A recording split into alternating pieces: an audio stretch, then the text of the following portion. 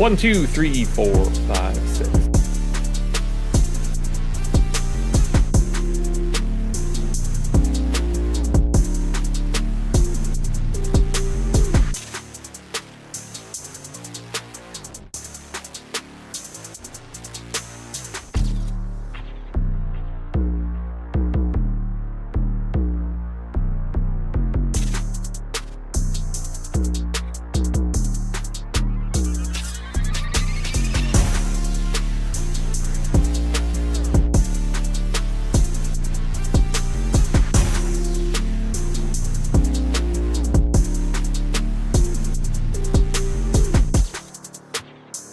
And we are live. Welcome to the NBA Deeper Dive. It is Friday, February 7th. I am Josh Engleman. I'm joined by DK. We are brought to you by two separate promos. At least two separate promos, I think. Is there a third? I don't know. If there is, we'll get to it eventually. But shout out to the SB75 promo. 6 games ahead of us on this main slate. We do have a late night game. It's not on FanDuel or DraftKings unless you're playing Showdown, so we won't be talking about that for this show. But if you want to play at 10 o'clock, you do have one extra game. Hit the like button, subscribe to the channel, hit the notification bell so you know when everything goes live. Follow us both on Twitter. DK, what'd you think of the deadline? Anything catch your eye? Pretty boring. I watched your stream yesterday. I was hoping there were some more moves. Obviously the Luka one on Saturday was huge, but other than that, relatively boring and a lot of weird stuff. Like I thought the Bulls made a huge mistake not getting rid of Vooch and re-signing Lonzo. That didn't make a ton of sense. Cam Johnson not getting traded. Like there's a lot of surprising stuff. Yeah, I was very let down yesterday after 3 hours of a show. I didn't really talk about anything of note. Like the Jimmy Butler trade is just kind of whatever. It was all Luka. We got out of the gate with the most ridiculous trade possible. And nothing's going to look interesting after that. I mean, you couldn't have made that one up. Now, if anybody made that trade up before it happened, everybody would laugh and say that that's not possible. Were you awake when that happened, or did you see it the next I day? woke up to it. I was awake during it. I literally thought it was a troll. I'm like, there's no way this is possible.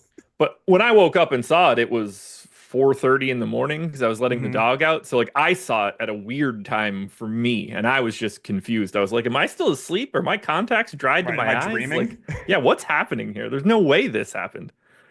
Because I saw like trade summaries and I saw Lakers and I was just like, I wonder what this is. And then I saw Luka's name and I was like, well, that makes zero sense to me. Like, there's no way any of this is real.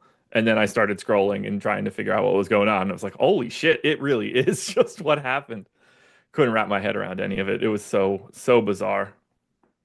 So bizarre. And now it's gone. Now we move on to a very unfun stretch of NBA for the next 2 months before we get to real playoff basketball. We are in for some really awful teams. And some of them play today, which I guess you're probably pretty happy about. Lots of actionable news on the prop streets today from time to time. You get somebody random getting ruled out of nowhere. It's a good time for you, I'm guessing. Yeah, a lot of it is just trying to figure out like who exactly is going to be active. Like some of these teams could be very shorthanded, like the Wizards, for example. Like they might only have 8 guys tonight. I mean, we'll talk about it, but yeah, there's definitely the last couple months of the NBA regular season. I think there's just like a lot of edge for props. So.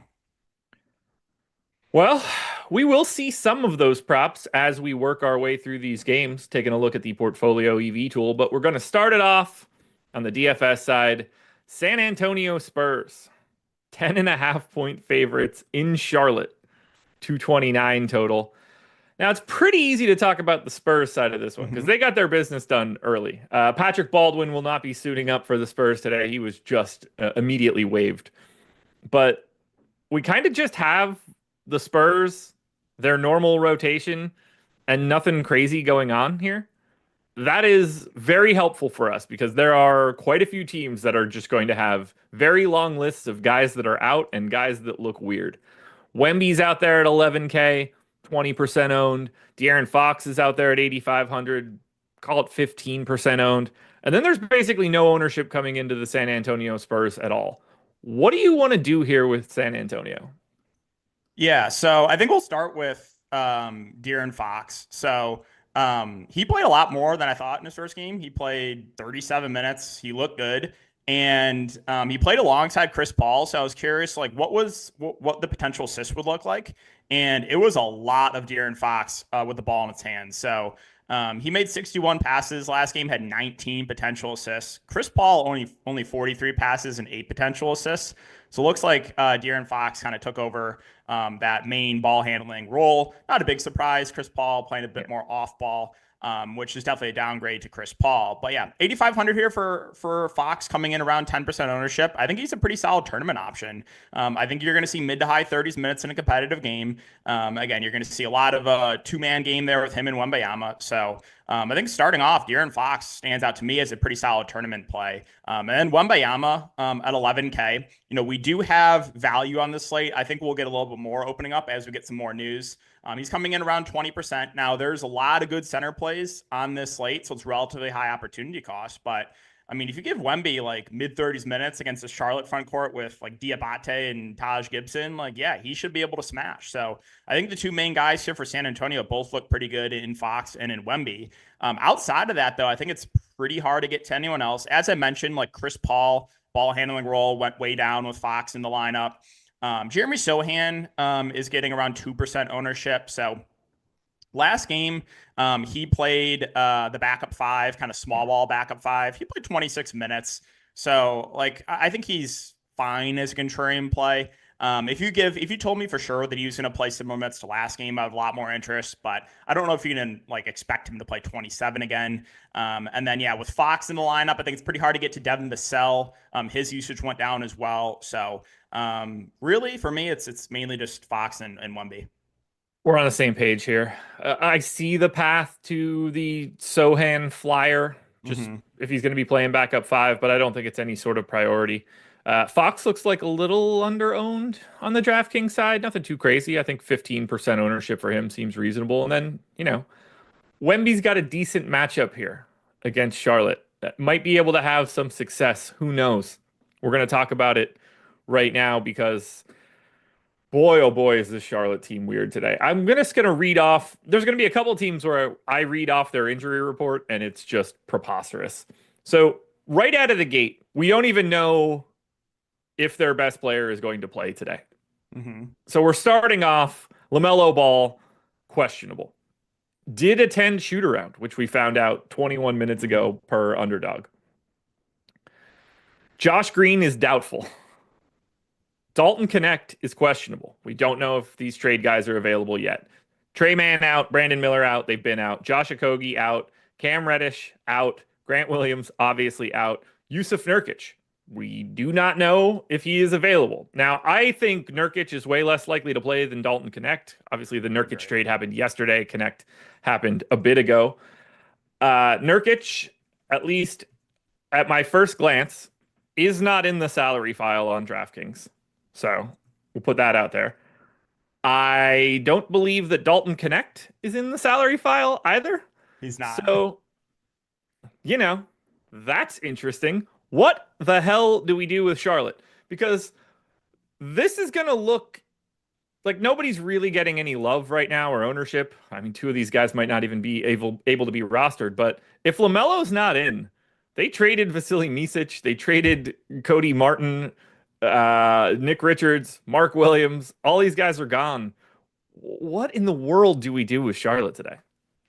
Yeah, so it really comes down to LaMelo. And honestly, earlier in the day, I was leaning that he was not going to play because we got news that just a few days ago that he resumed on-court activity. I was like, oh, okay, they're just going to ease him back in. Like, he's not going to be available a few days from now. But yeah, he went through shoot-around, which kind of leads me to believe there's a decent chance he will play.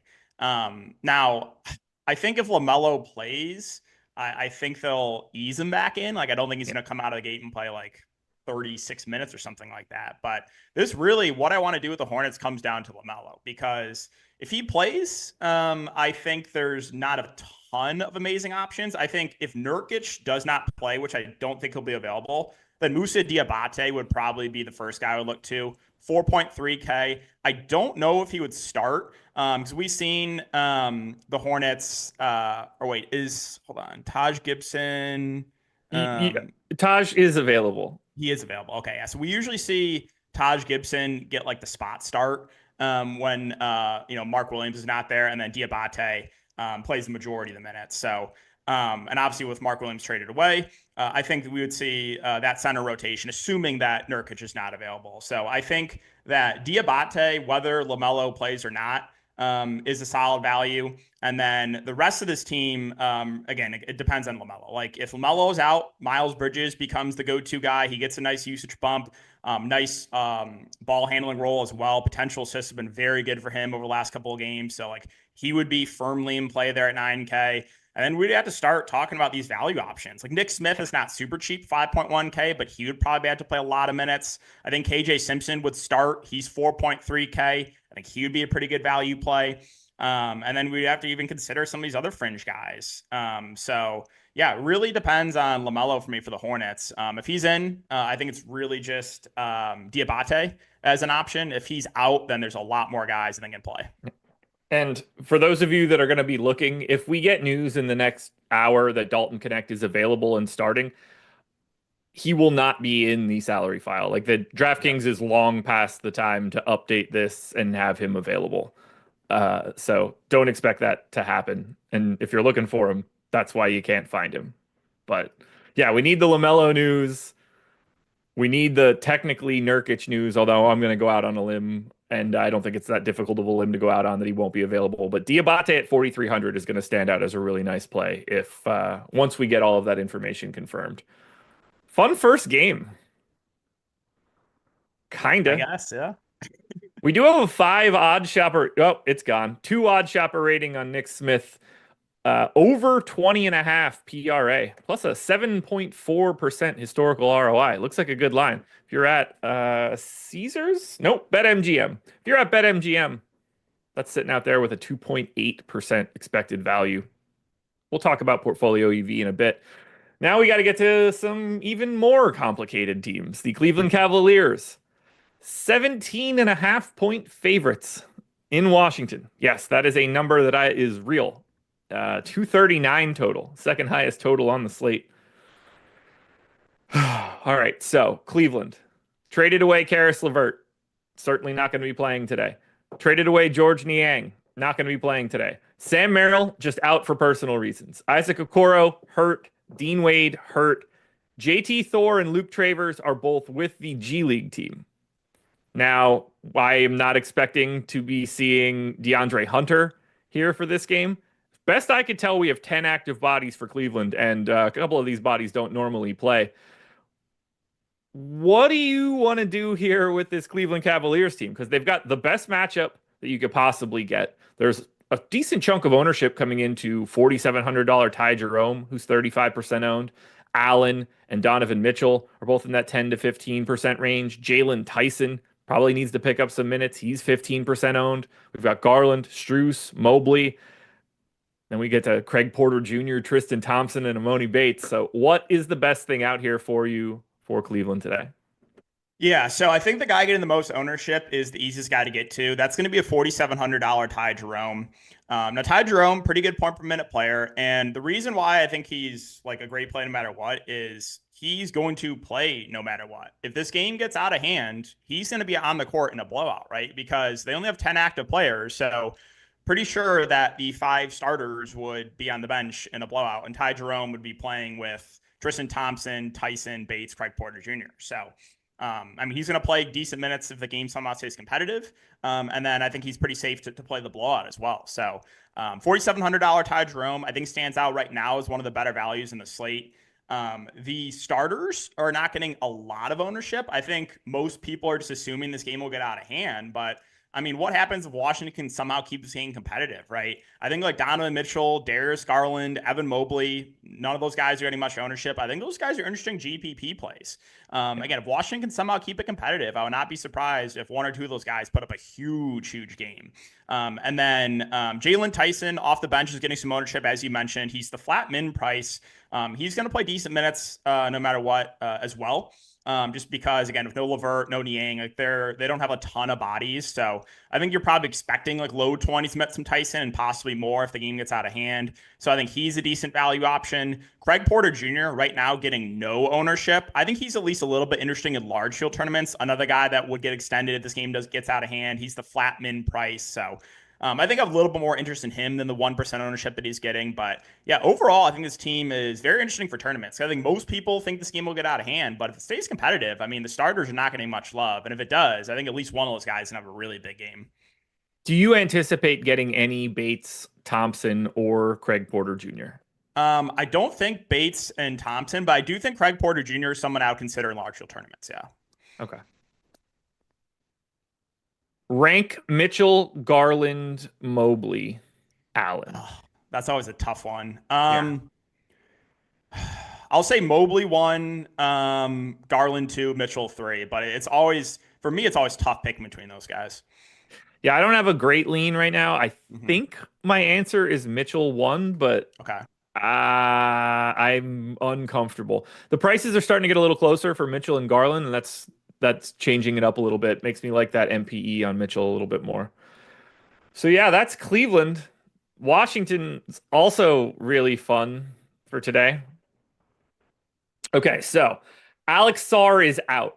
Now, we have had this experience before where he is out, then he is not out, but then ultimately out again. I think we can safely say that he's out today. Doesn't seem like we are going to have this wealth of players. Marcus Smart doesn't not going to be there for the Wizards today. Chris Middleton not going to be there for the Wizards today. Alex Len, Colby Jones, AJ Johnson. And then we get this sorts of fun because Joval got shipped out earlier in the week. Rashawn Holmes is questionable for the Wizards today. Justin Champagnie is questionable for the Wizards. And Malcolm Brogdon questionable for the Wizards. We have all of the ownership coming into these guys. 60% to Bub Carrington, 20 for Tristan Vucevic, 20 for let's see what else we got. 28 for Keyshawn George, 15 for Rashawn Holmes, 15 for Jordan Poole, 15 for Koulibaly. We are getting ownership to Justin Champagnie. We also have Corey Kispert. What do we do here? Yeah, so this is a team I think unfortunately we're going to have some interest in. So here's my take, right? There's technically 10 guys that could play basketball. Malcolm Brogdon was originally out. And then we got news that Champagnie and Rashawn Holmes were both questionable, which would have left Washington with only 7 guys. And then they upgraded Brogdon from out to questionable. So I personally think that you won't see Holmes, you won't see Champagnie, and then they upgraded Brogdon because they needed another body to have 8 guys. So I think Washington might only have 8 players here. Now, obviously, we will get this news before lock. This is an early game, but yeah, I mean, if they're down to 8 guys, this team looks extremely interesting. Now, if they have 10 guys, this team still looks pretty good. I think that Rashawn Holmes and Vucevic would split the center minutes. Right now, you got Holmes in the mid-teens in ownership, Vucevic a little bit more than that, a little above 20. I think both those guys are similar options. Vucevic, I think you can make the argument is a bit safer because he's kind of blowout proof. He's the guy that would be on the court if the game does get out of hand. So both those centers, I think, are firmly in play. Bub Carrington, I think, would be the easiest guy to get to, right? No matter who's available, I think he's going to have to play good minutes. He's 3.3K. So last game, he had 61, or hold on, let me bring it up.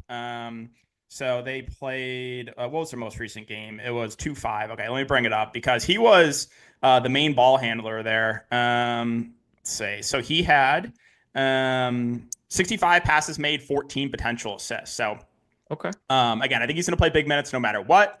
So Bub Carrington, I think the easiest guy to get to. He's got shooting guard eligibility as well.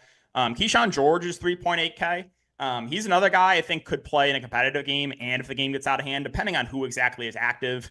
But yeah, he's another guy that's probably going to have to play a lot of minutes. The main guys like Poole, Koulibaly, and Brogdon, assuming he plays, I think would be the riskiest just because those guys would probably not play if the game does get out of hand. But again, if it somehow stays competitive, I mean, Koulibaly had solid potential assists last game, 47 passes made, 11 potential assists. Jordan Poole obviously going to lead the team in usage. So I think those two are viable in tournaments. If you do think the game stays competitive, I think you could make the argument that like in tournament lineups, if you're playing like one of Jordan Poole or like Koulibaly, that like you could run it back with like one of the main Cavs.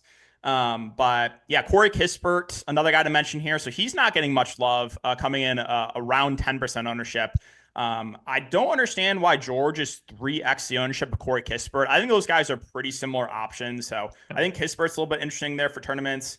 Champagny, if he plays at 3.1K, I think would be a viable option as well. It just depends on who exactly is available. So again, keeping an eye on who's active and who's inactive is very important here for Washington. So yeah, this team, again, unfortunately, going to have some interest, and they look a lot better if a few of these questionable players don't play. Yeah, you have no way around it. You absolutely have to pay attention to these guys, and it might be truly insanity if those Q tags end up out. They're easily going to be the most owned team unless something really crazy happens in the next 90 minutes. It would be nuts. It would be nuts. I hate this. They're so bad. I know. It's so like frustrating that we have to consider it, but we do. Well, we are here for it. All right, guys, hit that like button to the 1,000 of you that are here. We've got 100 likes. No reason we can't get it up a little over 100. By the way, Corey Kispert does have a decent OddsShopper rating out there right now. 4 OddsShopper rating under 20.5 points, rebounds, and assists. It's minus 105 at BetMGM. Schedule for the rest of the day is very easy as well. Live Before Lock coming up next. Greg and Eric breaking down everything. You're not going to want to miss it. We're going to have relevant information coming in from 6 to 7.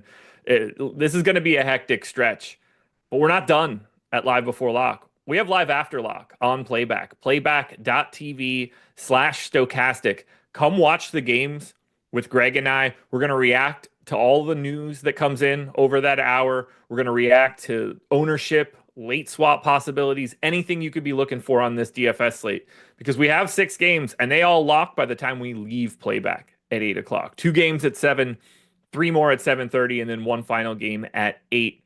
So playback.tv/Stokastic. Come watch the games. If you don't have League Pass, you might get a VIP pass. We have 20 of them that we can give out. If you don't have that, then you just see Greg and I. The same way this show is going, where you just see our faces and we talk, that's what you get on Playback. Costs you nothing. $0. Totally free.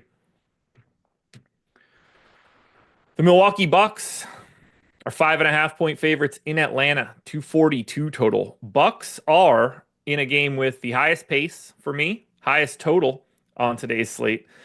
Do have some things we need to pay attention to. This Giannis guy, I don't know if you've heard of him. He's questionable for today. Pat Connaughton, questionable. Kyle Kuzma, new look Milwaukee Buck, questionable for today. Dame is probable. Brook Lopez is probable. We don't yet know the status of Jericho Sims. He is questionable. Don't think that one matters all that much. And then Kevin Porter Jr. was acquired yesterday from the Clippers. He is already marked as out. So as we get to the relevant news for the Milwaukee Bucks, we obviously need the Q tag on Giannis because he is currently projected for 40% ownership on DraftKings. Dame is at 28. Bobby Portis is at 8. We just watched Bobby Portis go insane in Giannis's absence. How are you managing this Bucks team today? Yeah, so the big news obviously there is Giannis. Assuming he plays, there's still a lot to like for Milwaukee. I think him and Dame would be the first guys to look to, but then you could still have some interest in Portis and Kuzma. If Giannis gets ruled out, then things change and this team looks a lot better. And then we're starting to consider some of these secondary options, like Gary Trent Jr., Taurean Prince. But yeah, so Giannis getting around 40% ownership. He gets a little bit of an assist bump with Middleton gone. With Middleton on the court, Giannis around 30% assist percentage. With Middleton off the court, he's about 35%. So he looks slightly better, obviously, with Middleton shipped away. Great matchup here against Atlanta as well. So yeah, Giannis, assuming he plays, I think is one of the better spend ups on the slate. Damian Lillard coming in around 30% ownership also looks very good. So the two main Bucks, I think, are very good spend ups here. I think I'd slightly prefer Giannis to Dame, assuming both are in, but not by a wide margin.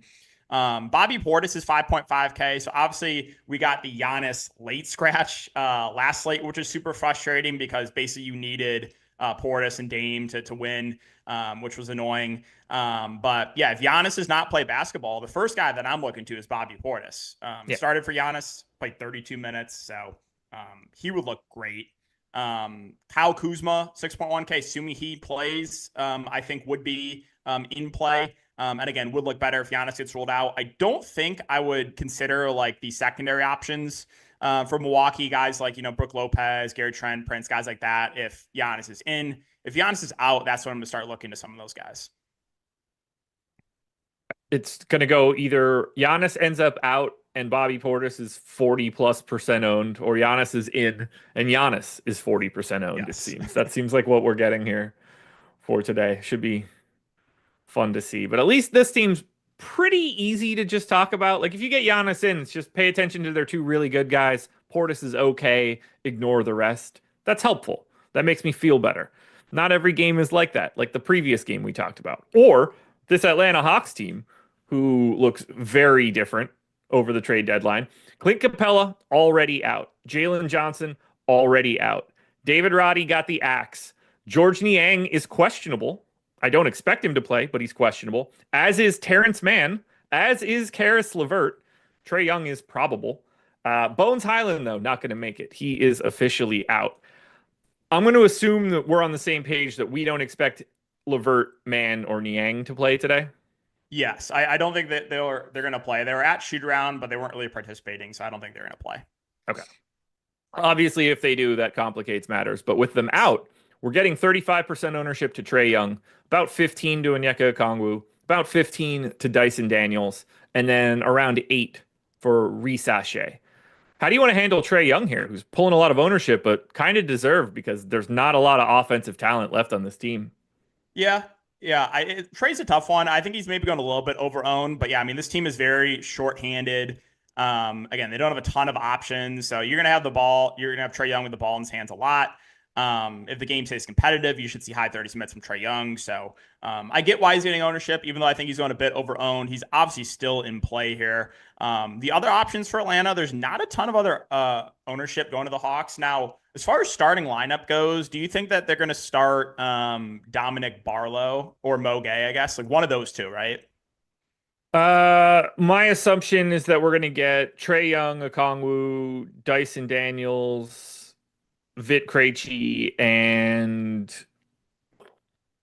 Ricochet? yes. Okay.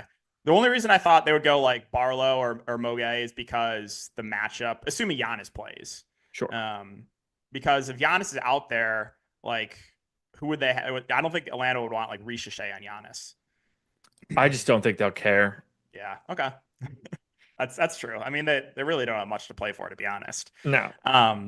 But they don't even have their pick. Like it doesn't even matter where their draft status ends up. They can't even tank. No.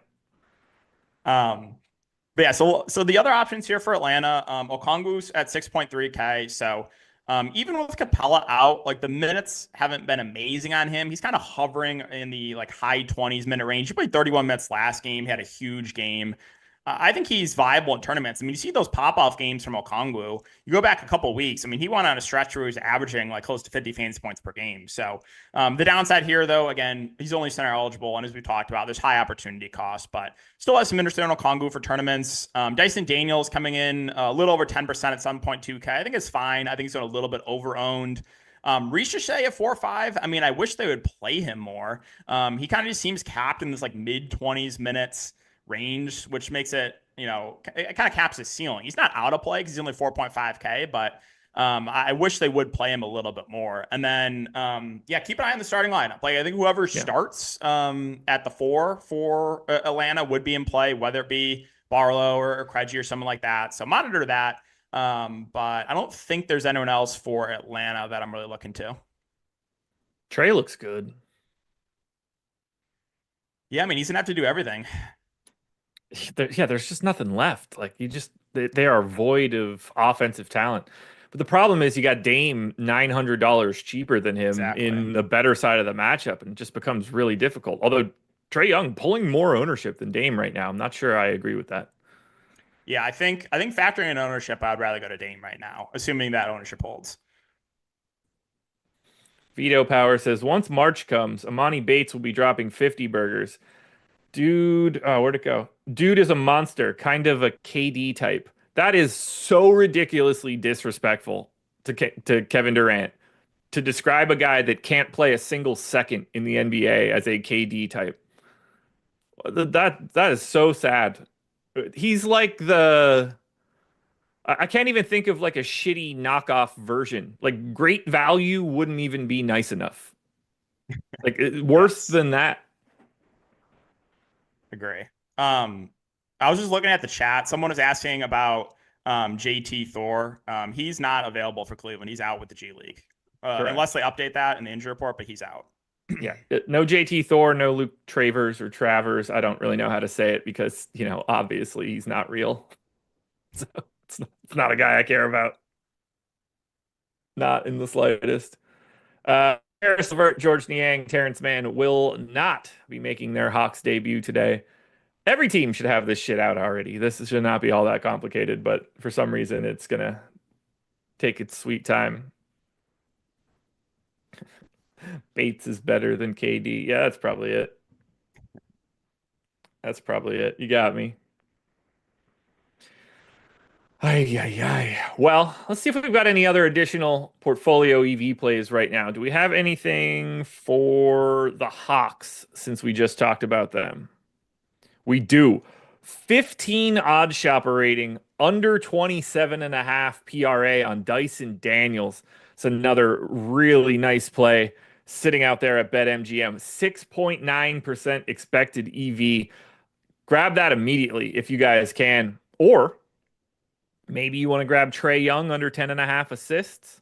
That's a 7 OddsShopper rating. Dyson Daniels has 2 more out there. I could say the betting market does not really find itself enjoying Dyson Daniels today. Doesn't care about anything on the Bucks side. 1 OddsShopper rating to 2 different Giannis props. Not much to talk about there. Do you guys want to use the portfolio EV tool? It's very easy to do. Click the link that is in the description of this video or the one that's in chat, which I think will end up there. SB75 is the promo code. Get the portfolio EV tool at OddsShopper for 75% off until Sunday. We take a market-based approach to beating the books. We give you expected win rates, expected value. We have parlay builders, odds boost calculators. Shop around to the best sports books and pick 'em sites. Find the best line you possibly can. Whatever you're looking to do on the sports betting side, this is the way to do it, and it's the best way to do it. We have countless testimonials at this point of people just making their money, grinding it out every single day. I love this tool so much. It might just be the best thing that we have. Better than the Sims, better than the single lineup simulator. This thing just works and you feel great about it. You might not love taking unders all the time, but that's okay. You'll like money more. I'm very confident in that. You'll get over it real quick when the money starts flowing. So sign up for Portfolio EV using the promo code SB75. All right, we keep it moving. Game number 4. Miami Heat, 5.5-point favorites in Brooklyn. 2 real shitty total. What 210. Oh God, it's dreadful. So, okay.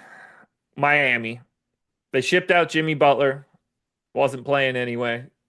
Nothing crazy here going on for Miami. Haywood Highsmith is probable. Nikola Jovic is probable. Kevin Love is questionable. He's got a head cold, apparently. It might stop him from putting out his Instagram plays. Andrew Wiggins out.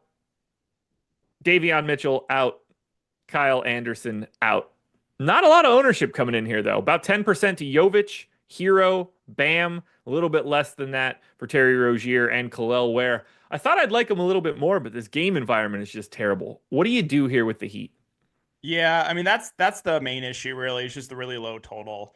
But I think that like Hero and Bam are going a little bit underrepresented right now. So Tyler Hero coming in at 8.4K, coming in around 10% ownership. His ball handling role has gone way up. Over the last 5 games, he's averaging 56.8 passes made, 15 potential assists per game. So he's got the ball in his hands a lot. He's playing big minutes in competitive games. So I do think Hero is going a bit underrepresented. Same with Bam. He's 8.2K. He's got power forward eligibility. As we just mentioned with Hero, like the potential assists have been solid for Bam as well. 52.4 passes made over the last 5 games, 10.2 potential assists. So those are the two guys that are, primarily playmaking right now. So I think both Hero and Bam are decent tournament options at their current ownerships. Khalil Ware's minutes have kind of been all over the place, but right now he's not getting much ownership, which I think makes him viable in tournaments. Last game, he dealt with a little bit of foul trouble, and then they went a different direction in a closing lineup. They closed with, I think it was Larson. Let me bring it up. So that was 2-5. It was like a weird closing lineup for Miami. So it was Hero, Bam, Rozier, Jovic, and then Larson. Yeah. But yeah, Khalil Ware is a guy that, like, if he's playing well, they can extend him, right? We've seen games where Khalil Ware has played mid to high 30s minutes. So I do think he is interesting for tournaments. Currently not getting much ownership. Looking at the rest of this team, I mean, the minutes have been way down on Duncan. Rozier is 4.5K, but I don't know if it's really necessary to go to him. I think he's like fine as a filler play, probably plays close to that 30-minute mark. So I think he's at least in play, but I'm not going to out of my way to force Rozier in my lineup. And I don't really think there's anyone else. Jovic is getting the most ownership. He's 5.2K. Minutes have been pretty secure for him, 36 and 37 over the last couple games. I don't think you can expect that, but if you do get the game where he plays, mid 30s minutes, then yeah, 5.2K does feel a bit underpriced for Jovic. So I understand why he is getting some love there too. But yeah, overall, I think that like Bam and Hero are going a bit underrepresented, and I don't hate Khalil Ware for tournaments because if he does get extended, he's a solid point per minute player. Yeah, the Jovic run is just so wild to see. I never know how many minutes that dude's going to play, and then he just plays 36 plus like it's nothing. I feel like it's like Hero and Bam that you can expect big minutes from, and then the rest of the team, like even though they run a relatively tight rotation, it's kind of hard to figure out where they're going to go with minutes. I every day that I'm confident, like, all right, like Jovic has been getting the minutes. This feels good. I'm going to project him for like 35. I think he's just there. He'll play like 16, and then Pelle Larson and Haywood Highsmith both play 30. And you're like, well, how did he fucking land on that? Like, where did that come? There's nothing. There's nothing in the data. There's no path. It's like the Da Vinci Code. Like maybe there's something there, but you're not going to find it anywhere. It's impossible. I never know. Yeah, like Larson gets 22 minutes exactly in this most recent game after DNP and 1 in the previous 2 games. Yeah, and he closed. He was in the G League before, and he closed the game. Like, what? Alec Burks shows up for 18 minutes one day, gone. Right back to the bench. Bait it, dude. Nothing. Duncan Robinson was playing 45 and 30, and then 27, and then 11, and then 20. It's just, all these dudes are roller coasters. I only feel good for Hero and Bam. You nailed that one. So then the Brooklyn Nets are a team. That's how you describe them, right? The Brooklyn Nets. Basically all I got to say about them, yeah. Are a team. By the way, in terms of available bets for the Miami Heat, 7 OddsShopper rating, under 3.5 threes made for Tyler Hero today on FanDuel. It's been out there for about 2 hours, but you can grab that at a 7 OddsShopper rating, or under 21.5 PRA for Khalil Ware. That one is on BetMGM. All right, so Brooklyn, there's no ownership here. They look dreadful. This is the slowest game on the slate, lowest total. I'm going to assume they have the lowest implied total, but it gets kind of dicey when you get those 18-point lines like in Cleveland. 5% ownership to Keon Johnson is the only thing coming in of value on the DraftKings side. I do want to note Ben Simmons, not with the team. He's going to be getting bought out. They didn't trade anybody of note, which is weird, including Bojan Bogdanovic, who they brought back for absolutely no reason, apparently. Nick Claxton is available. Do you play these guys? Because even like semi-shorthanded, even in situations where like they don't really have a lot of bodies, they've got 11 dudes, 8 of which are like functional rotation pieces at best. They look awful. I wouldn't want a single net. Yeah, this is a team. This is probably one of my least favorite teams to target on this slate. Currently getting like no ownership, as you mentioned.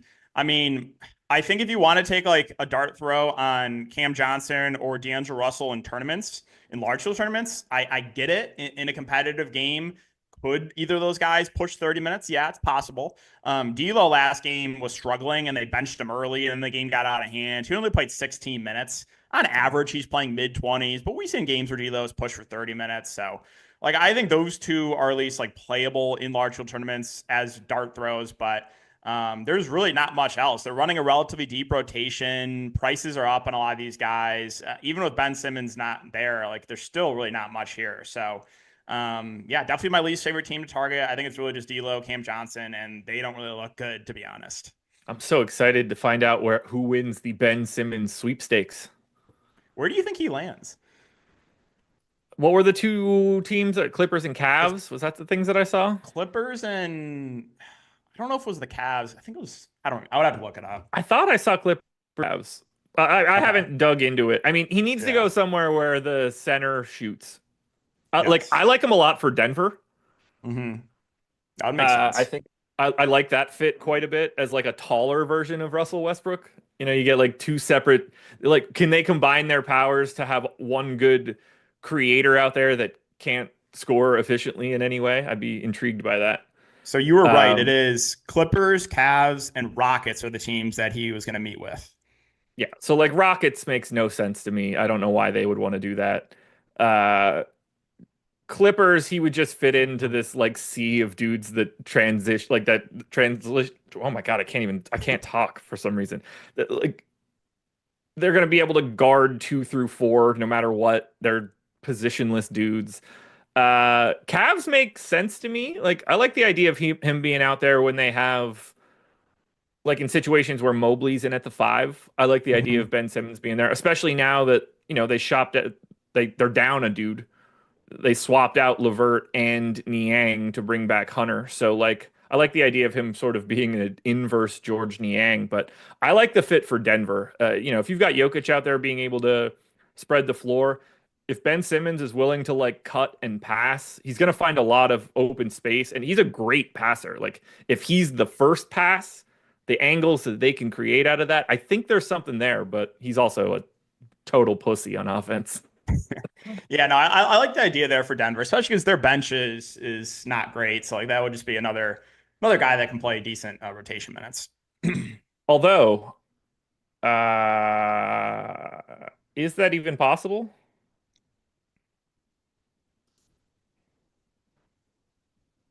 Oh, they're a first apron team. For some reason, I thought they were a second apron team. He wouldn't have not been available to be signed if he were on the second apron.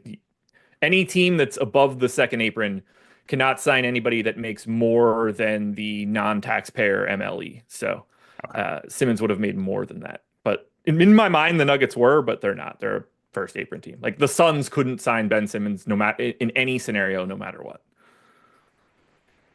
Okay, that's Brooklyn. Glad that's done. It's helpful. Let's go to the Philadelphia 76ers, 4-point favorites in Detroit, 228 total. Now, I think I saw somebody say that that line had moved, so let's take a peek. That's at 4.5 now.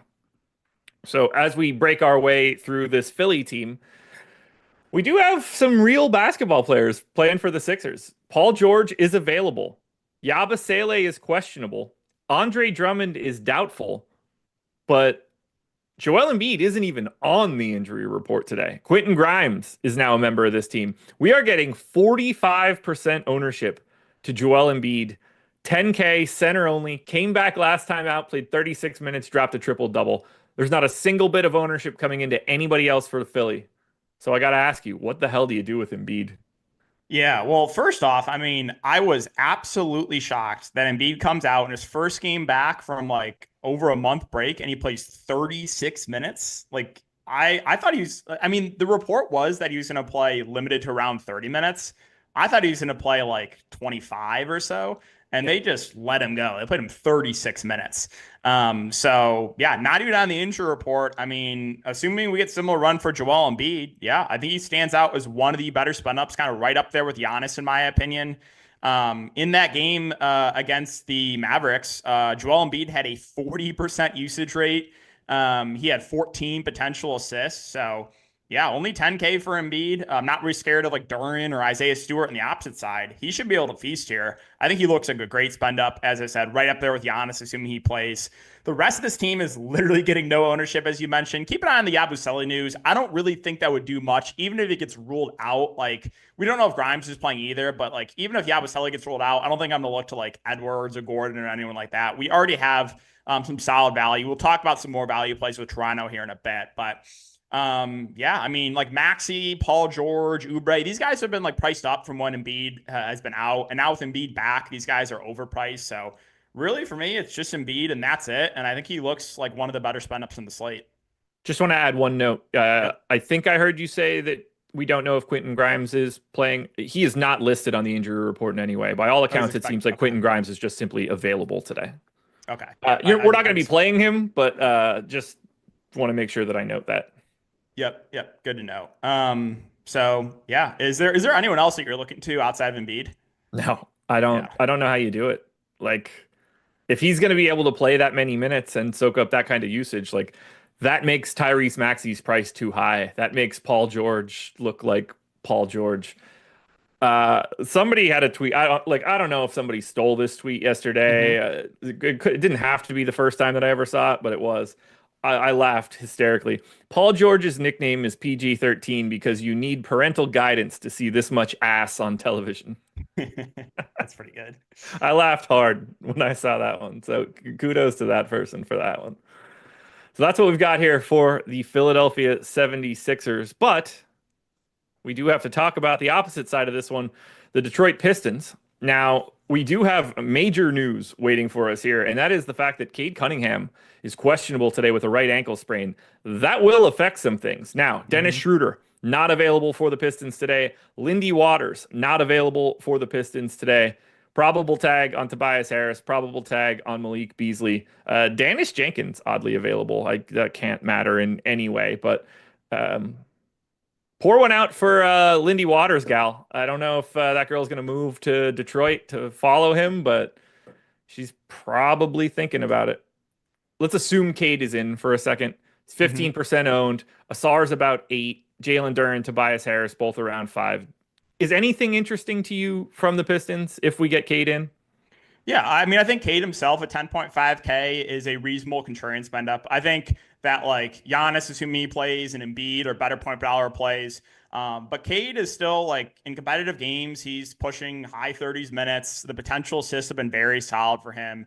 Not like an amazing spot here against the 76ers, but I do think that Cade would be in play for tournaments. Outside of Cade, though, I think it's pretty hard for me to get to anyone else. I'm expecting Duren and Stewart to split the center minutes. A little bit worried about potential foul trouble there for Duren, who is very foul prone and now gets a matchup against Embiid. Asar Thompson, I think if I had to play a second Piston, I think it would be him. So the minutes have been decent on Asar Thompson of late. 27, 25 minutes for the last couple games. He played 30 against Orlando a couple weeks ago. So, at least we know that he can play close to that 30-minute mark. He's 4.5K. I think he's a decent contrarian option.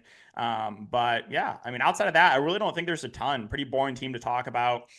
If Cade misses, that's where things are going to get pretty interesting. Yeah. I think he will play, though, because he was at shoot around. But as you mentioned, like they did recall Jenkins from the G League. I think they were just doing that to be cautious. But yeah, my lean right now is that Cade will play. Yeah. If he's out, though, Flatman, point guard, shooting guard, Marcus Sasser's hanging out there.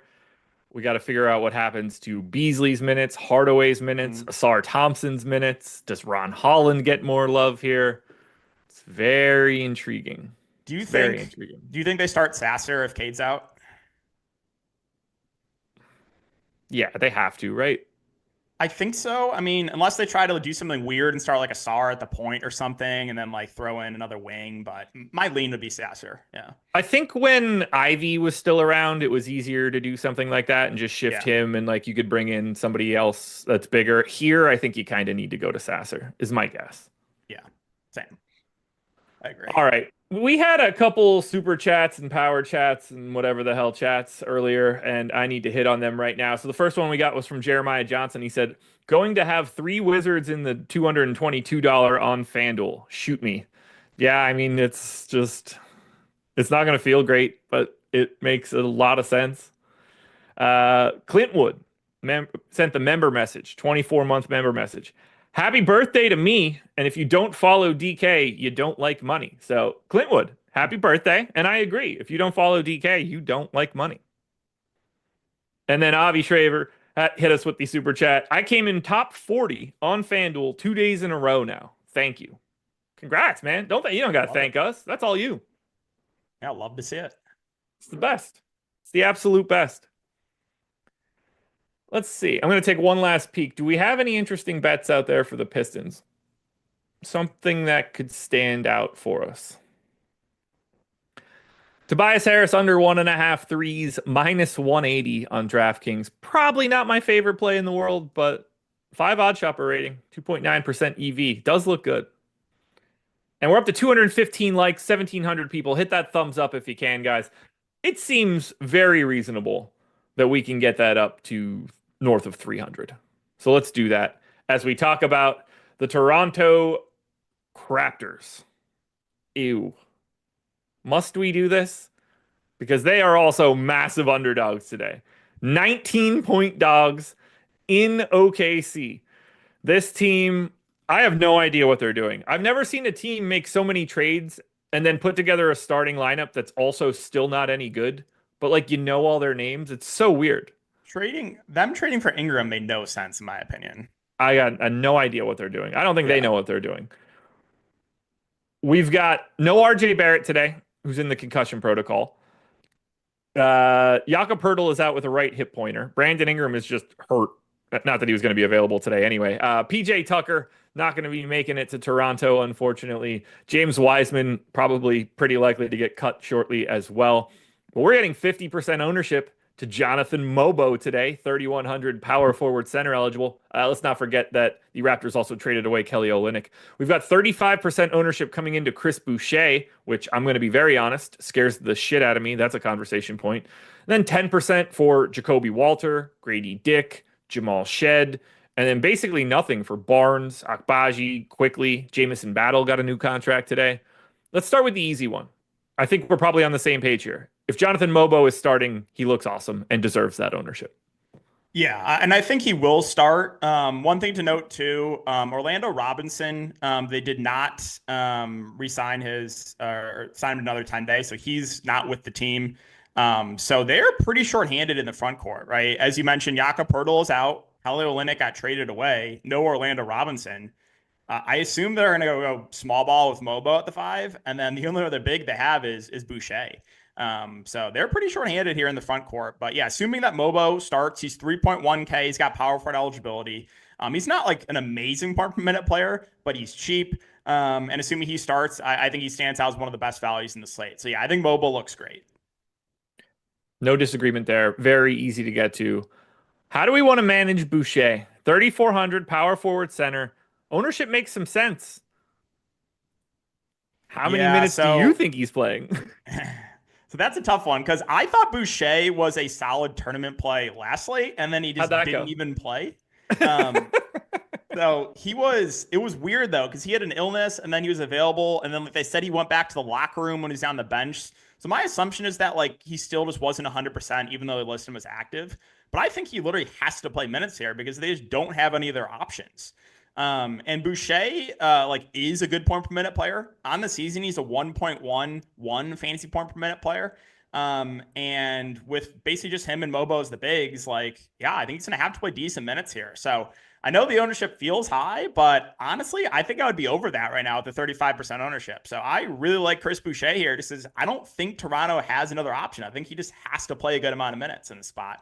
What's your thoughts on Boucher? I have no idea what to do with him. Truly. He's not starting, right? No, I would be very surprised if he starts. Right. We get Scotty Barnes, Emmanuel Quickly, Grady Dick, assuming Mobo in this scenario, and then probably Jacoby Walter, could be Akbaji. They could go either direction there, and it wouldn't really shock me or anything.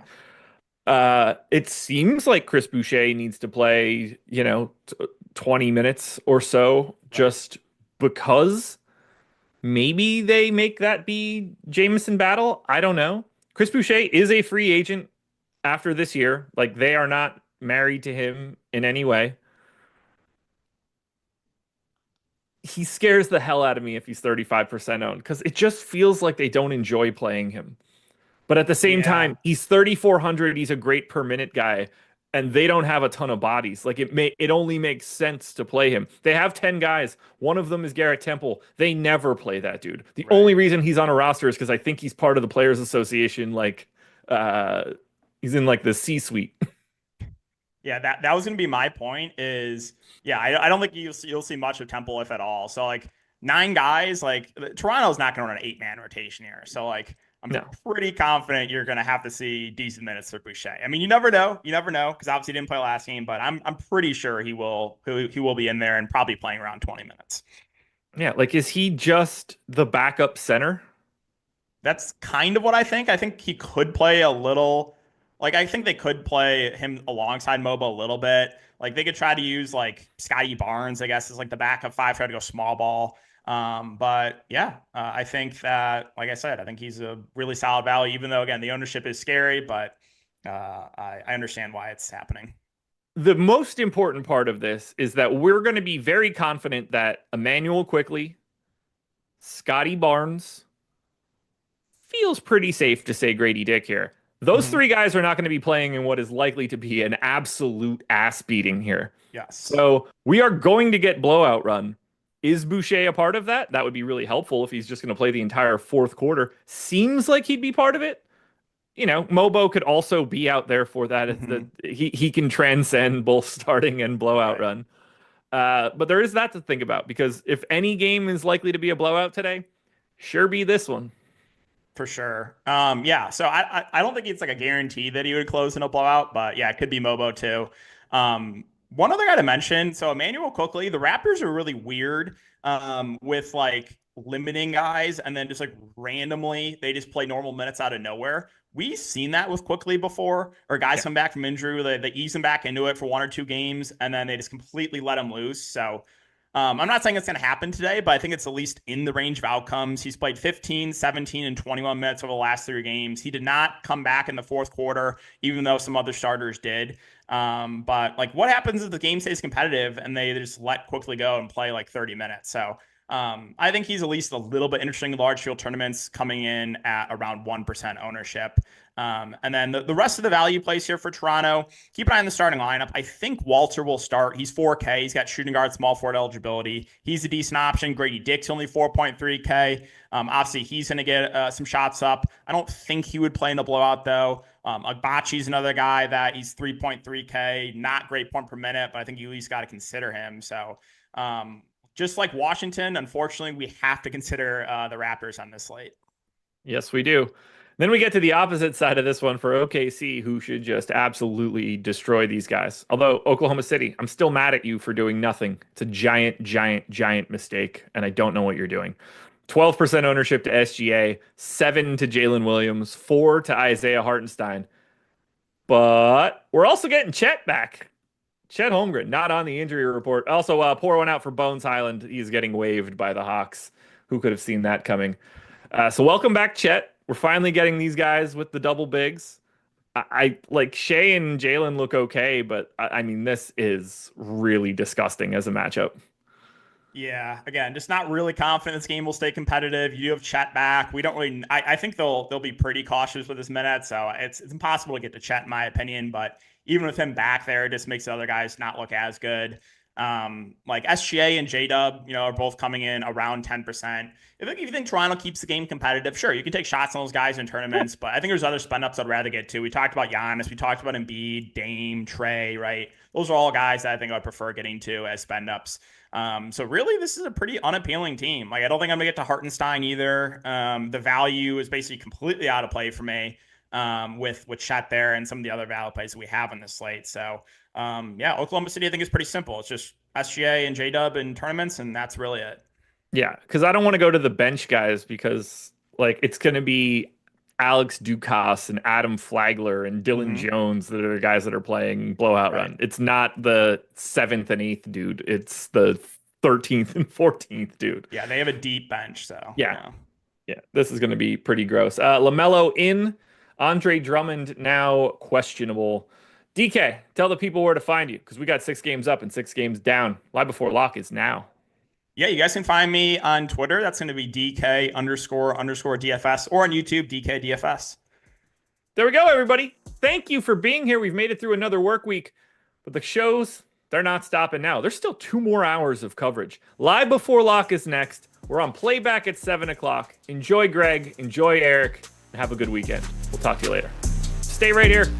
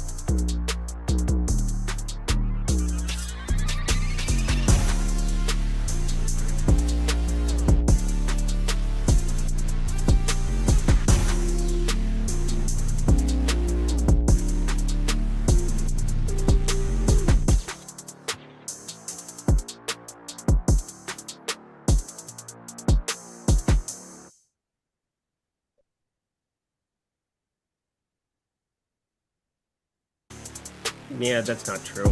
The show hasn't started yet. I know how this goes.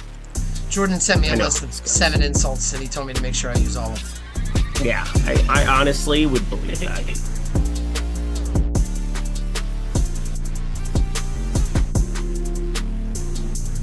What is happening, everybody, and welcome to what is going to be the final NBA Live Before Lock of this week, because it's Friday. Tomorrow, we've got Saturday, and then Sunday, it is the Super Bowl, and I want to let you guys know about our content plans for Super Bowl Sunday, because we're going to be doing our big Live Before Lock show, where I'm going to be doing lineup building, then we're going to have Lofty and Ben on the deep dive, and then it's going to be Eric and Gajeski doing Live Before Lock.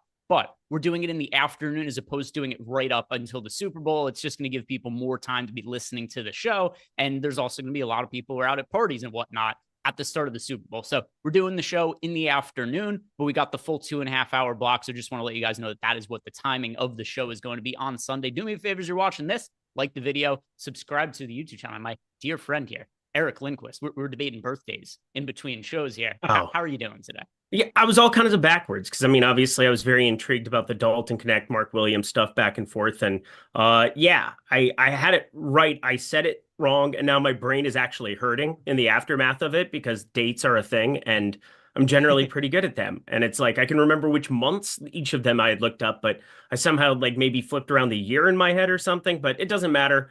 I know that Dalton Connect is older than Mark Williams, and that is the important part. Yes, it was a big debate. It was a big debate, and ultimately, it was we were both on the right side. You just said the wrong thing, so it was confusing. But we're on the right page now. We're on the right page. Let's be on the right page again, because again, we haven't tipped a tip for a while. I haven't seen you since Monday, I think. What's good?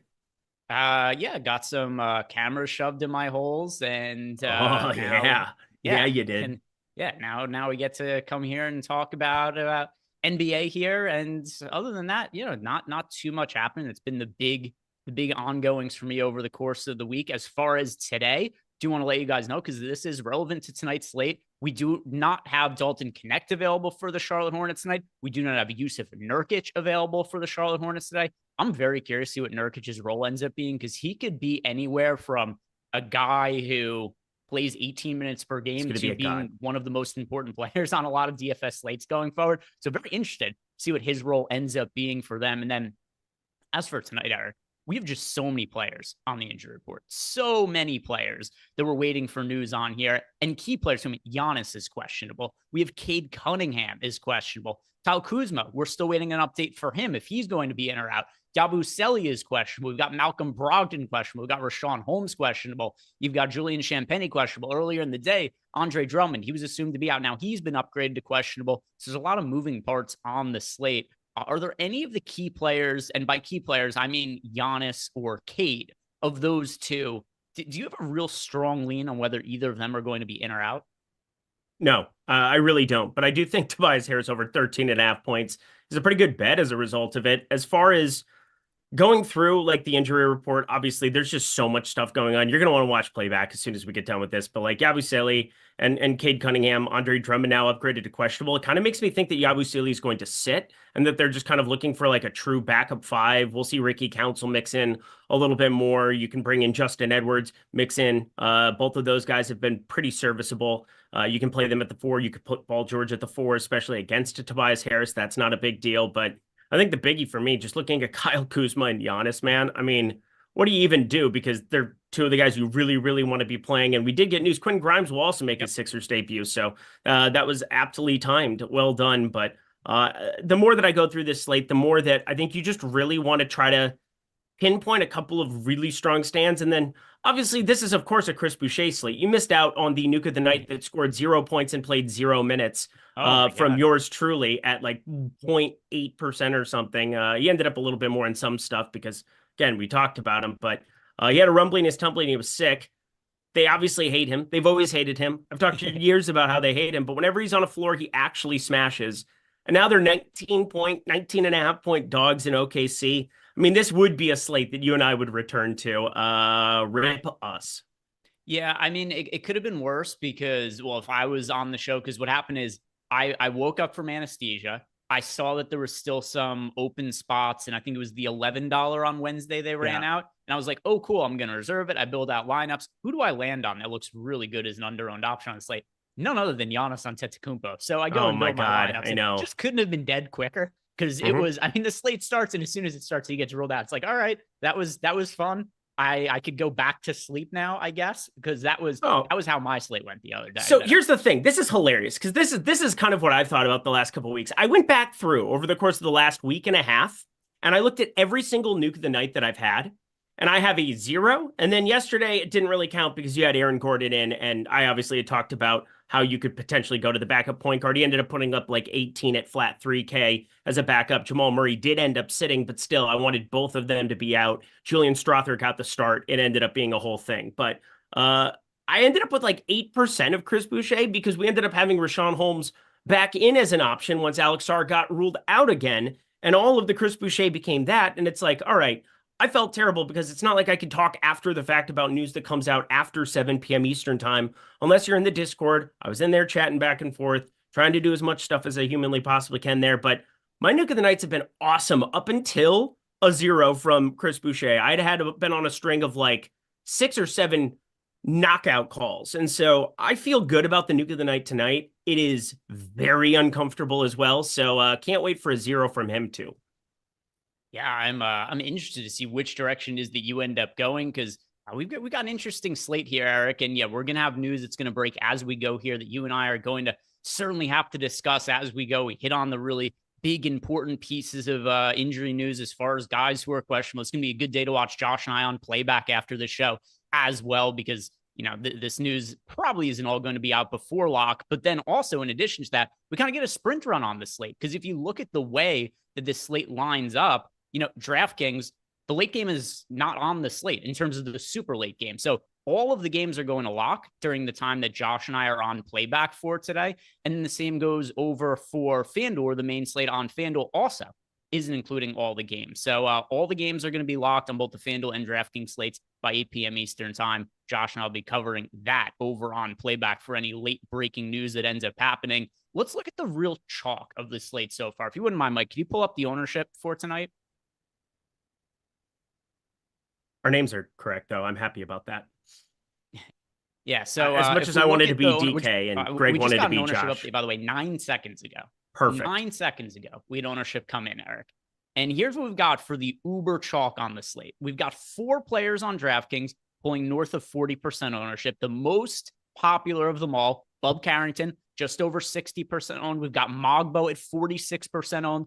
We've got right now we have to consider flimsy chalk and Giannis just because he's questionable, but he's 43.6% owned. And then Joel Embiid, who came back to literally 0 minutes restriction, which we had heard that he was going to play 30 minutes the other day, which I was like, okay, seems reasonable. And then he gets to halftime, he's at 18 and a half minutes. I'm like, this is an absurd amount of playing time for a guy with this kind of injury situation. But with all that said, he plays all those minutes. We kind of have to anticipate a full minutes allotment for him today as well. What do you make of the 4 most popular players on the slate on DraftKings? And we'll look at the FanDuel ownership after this. I really don't have an issue with any of it right now. Carlton, Carrington, 3,300 point guard, shooting guard. As long as he's starting, there's so many ways you can go to Washington here. We're going to get the injury report. That's the first window of games. There's only the 2 locking, San Antonio and Charlotte.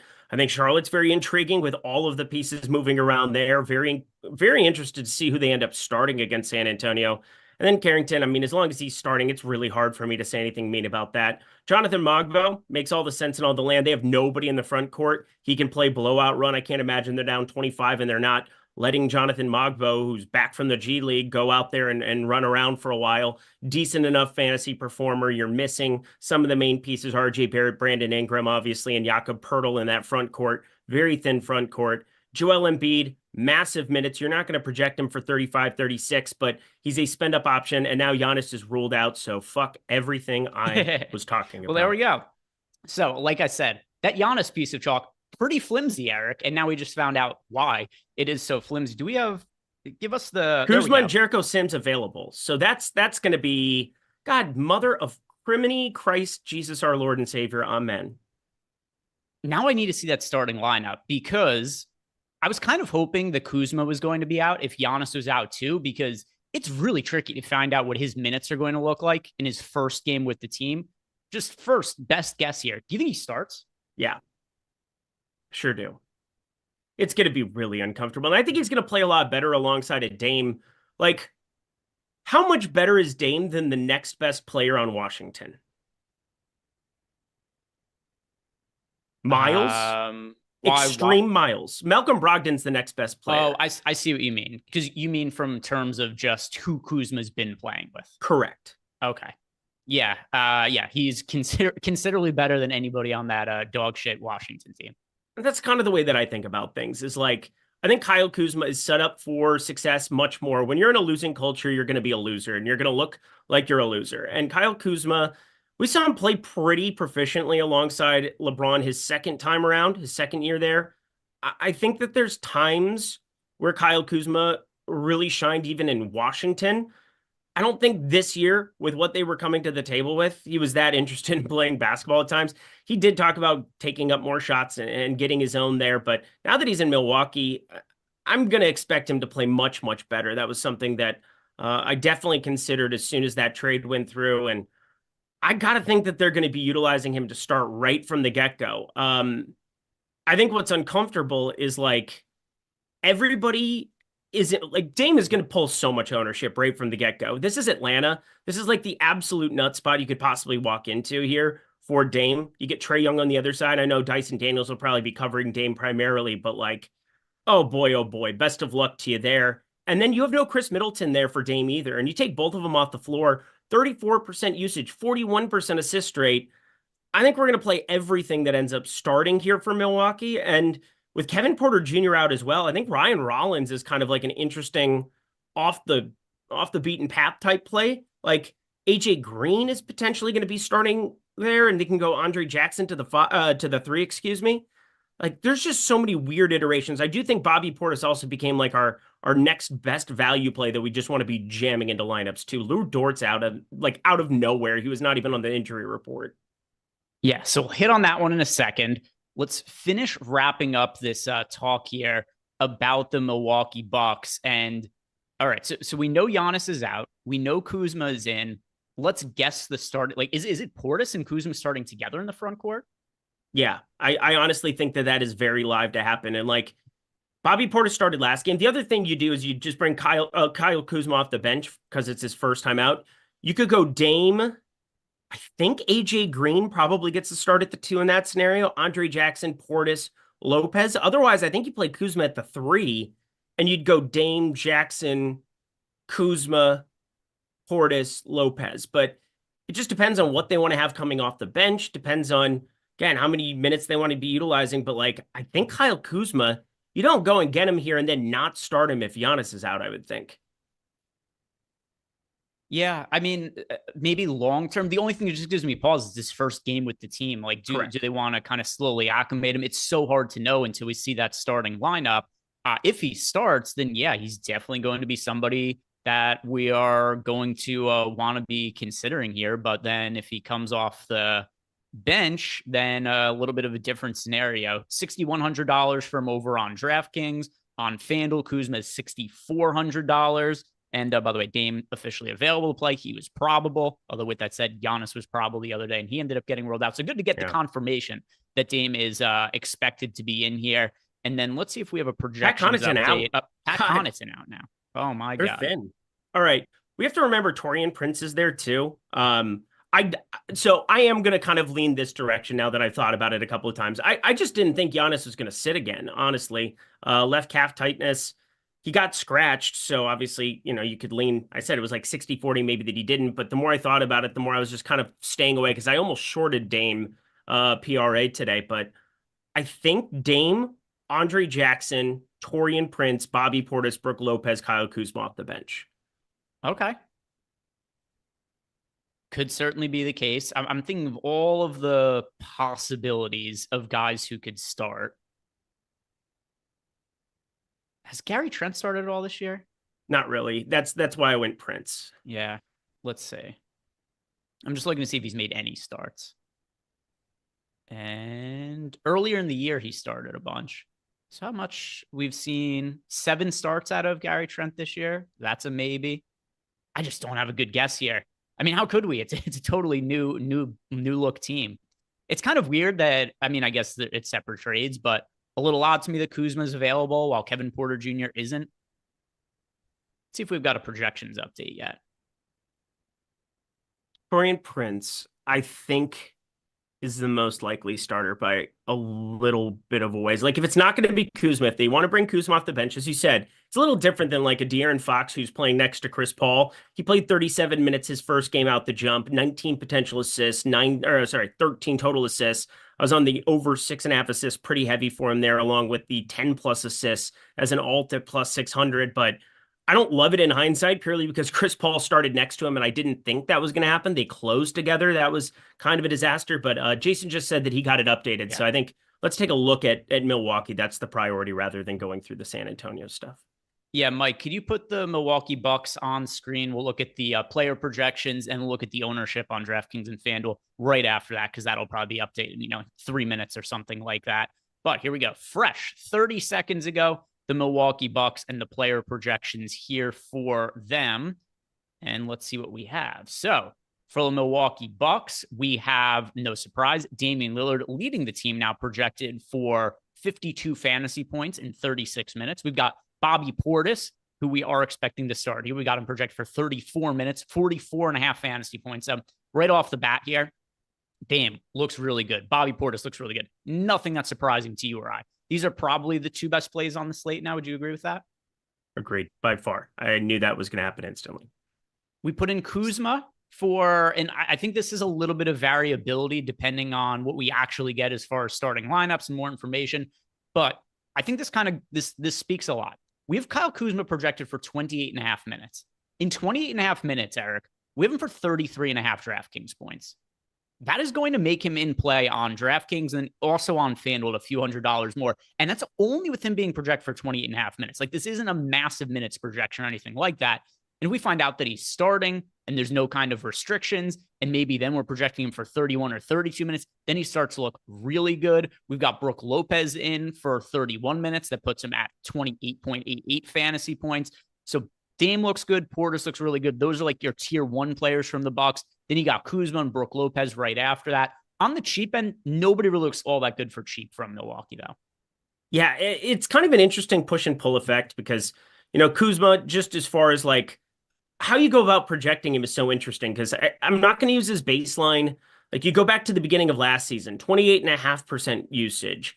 We had right around a 10.5% rebound rate, which at times in his career has just been much higher than that. And then his assist percentage around 19. The main thing you're looking at is usage. He hasn't really played alongside anybody outside of Jordan Poole, 26%. That was pulling a ton of usage. And obviously Dame, you're going to put in, like, for a baseline around 34% usage for him today. So from a projection standpoint, just kind of twiddling with things here on the side. I mean, where you put Kuzma minutes, whether or not he starts, is so very much important. Like, this is just that push and pull effect because, as you said, he looks pretty good on our first run. I'm curious because 28.5 feels like we don't have him starting. Yeah, I would be interested to ask Jason as well, because I know he's listening because he messaged us right now. Jason, what's your confidence level in the starting lineup for the Bucks? And if we do get confirmation that Kyle Kuzma is going to start, I'm curious what you would move his minutes projection to, because I think that's pretty important information to think about as well here. Because I assume that the 28.5, that we would be bumping that up a little bit if he was to be confirmed as a starter here. Yeah. As far as the ownership goes, let's see. That also just perfect timing. Just got updated 15 seconds ago. So we can look at the ownership for both DraftKings as well as FanDuel. And Bobby Portis breaking the ownership projections. Damian Lillard breaking the ownership projections. Portis project for 92% ownership. He's not going to be 92. He's going to be very popular. He's not going to be 92% owned. Damian Lillard projected for 75% ownership. He's also going to be very popular, but he's not going to be 75% owned. So that's who's leading the way here for the Milwaukee Bucks over on DraftKings. And Jason just said that if Kuzma is starting, he thinks it'll be Prince and Kuzma, which, again, that's another option. Bobby Portis, they've liked to come off the bench. I think it's more likely that Portis ends up starting over Kuzma, but like, we have Bobby Portis projected for 33.5 minutes as is. He's probably going to play more than Kuzma. I don't know how you could project him for less first game back. So even if Kuzma starts over Portis for whatever reason, I would still project Portis for more minutes, but it would definitely shore up Kyle Kuzma as a really good value option, whereas off the bench, it ends up being a little bit more flimsy. Oh, he said Portis and Kuzma. Okay, got it. So yeah, Kuzma would be at the 3. I think that is the more likely scenario if they decide to go that path. Otherwise, Taurean Prince, I think just kind of as I was working through it on the fly, I think he was like the most likely guy to potentially play the 3 if they want to bring Kuzma off the bench.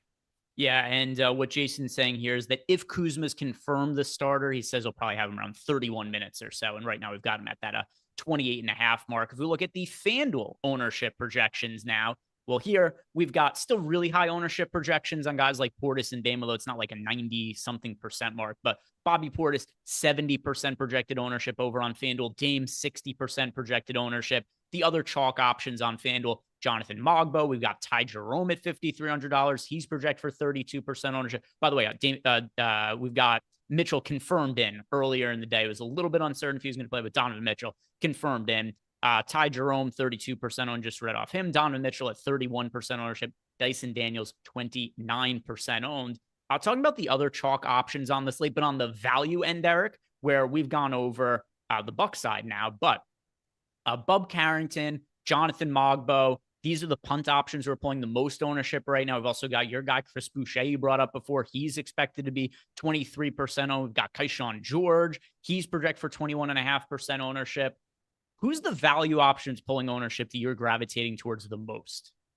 Towards the most? Right now, I just reran everything. Okay. It's still going to be Carlton Carrington with the shooting guard eligibility. That's what I was curious to see if it happened, and it did. We have point guard Dame Lillard. We have point guard Trae Young. We have point guard Ty Jerome, who I absolutely love on today's slate as well. We've got a number of ways to go, and obviously De'Aaron Fox just got that shooting guard eligibility. Donovan Mitchell's had it all season long, and he's in.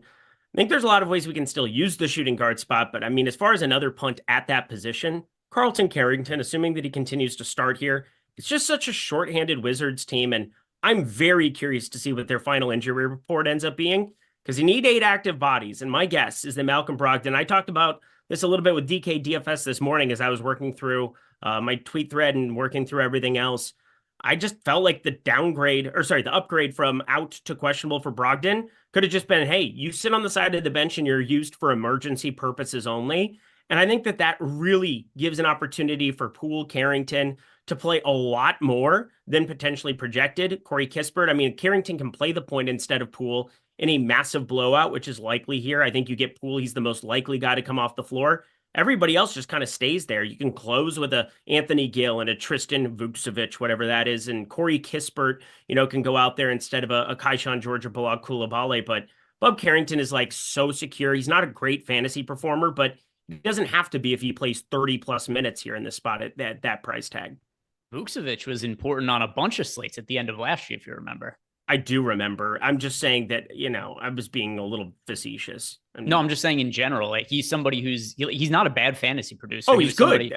And that was the thing where it was like the SAR thing, the back and forth thing was just so weird. He ended up only getting to 19 minutes, but I was worried that somebody was going to win a tournament with Vucevic the other night. He would play like 24-24 split. Thank God he didn't get to 24 minutes, but he's definitely in play for today. Could be. Also, if you guys haven't done it, like the video, subscribe to the YouTube channel. Also, want to let you guys know that this Sunday is going to be the final day for our ongoing Super Bowl promo for Portfolio EV. So promo code SB75. That is going to get you 75% off our Portfolio EV tools. And Eric, this is the easiest way, the absolute easiest way that you could possibly bet in today's day and age, because you don't really have to have your own information. You don't have to know shit about, I don't know shit about hockey, but I've done great betting on hockey this year using the Portfolio EV tools. I just built a portfolio with the books it is that I use every day. I have the app downloaded. I've got the alerts turned on, and it just tells me what to bet, when to bet it. If you're trying to optimize your bankroll growth, it'll tell you the dollar amounts to bet on everything as well. And this could all be in your hands for 75% off. Link down below in the YouTube description box, and then sign up with that promo code SB75 to get yourself 75% off. And we've had a lot of people who are sending us all the recent results. You guys, I'm sure if you're on Twitter/X, whatever it is you're calling it these days, you've probably seen a lot of people talking about their Portfolio EV results. You are missing out if you're not in on the action. I've been considering this is cash games in By the way, Malcolm Brogdon just rolled out. These are cash games to me in 2025 where they don't really exist in DFS anymore. Prop betting, that's the way that you could more safely build up a bankroll and then fire some of those bullets into GPP. So there we go with the Portfolio EV. Final couple of days to take advantage of it. If you guys haven't already, promo code SB75. We got some news here, Eric. We've got Malcolm Brogdon ruled out. We've got Rashawn Holmes in. We've got Justin Champagnie out. We've got Jovic available to play. Kevin Love available to play. So big news drop right now. Is any of that important to you? Yeah. Rashawn Holmes is playing basketball today. So you have 8 players active for Washington. If it's starting, I would be shocked if it wasn't Poole, Carrington, George, Coulibaly, Holmes. You've got Kispert, Gill, and Vucevic. You have no other guards. You have no other guards. Like, there are no other guards. You have Poole and Carrington.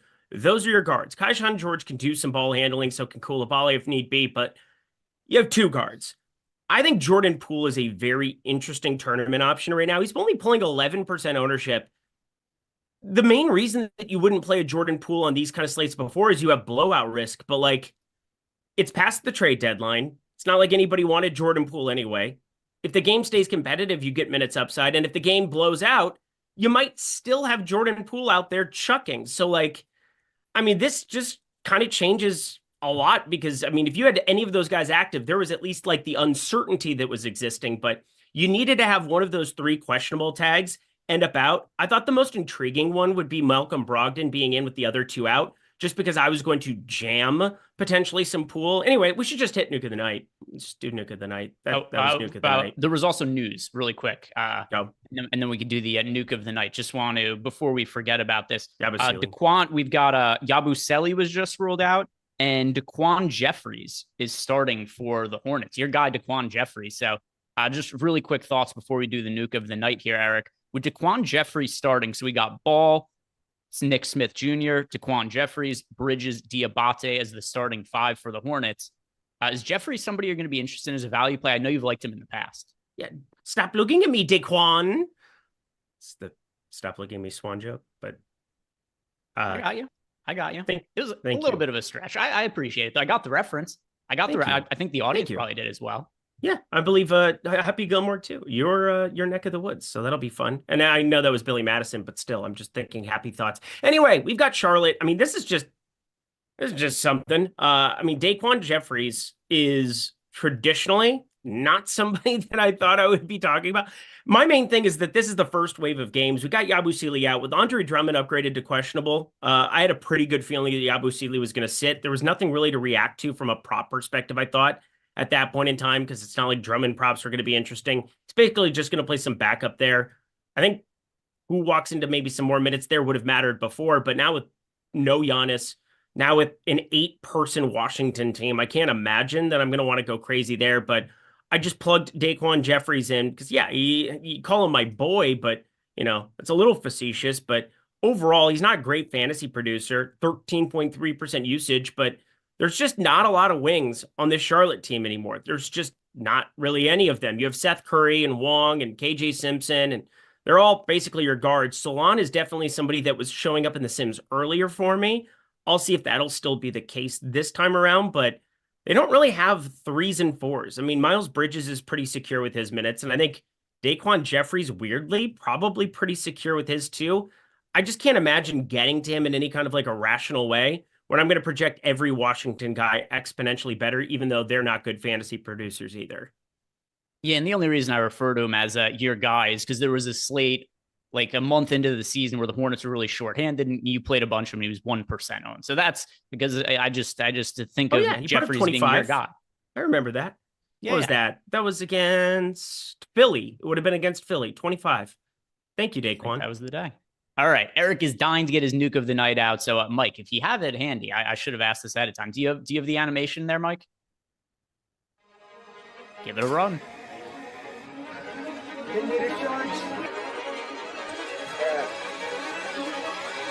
From this falling off Lindy's balls. You're not doing that. Happy it's the other one.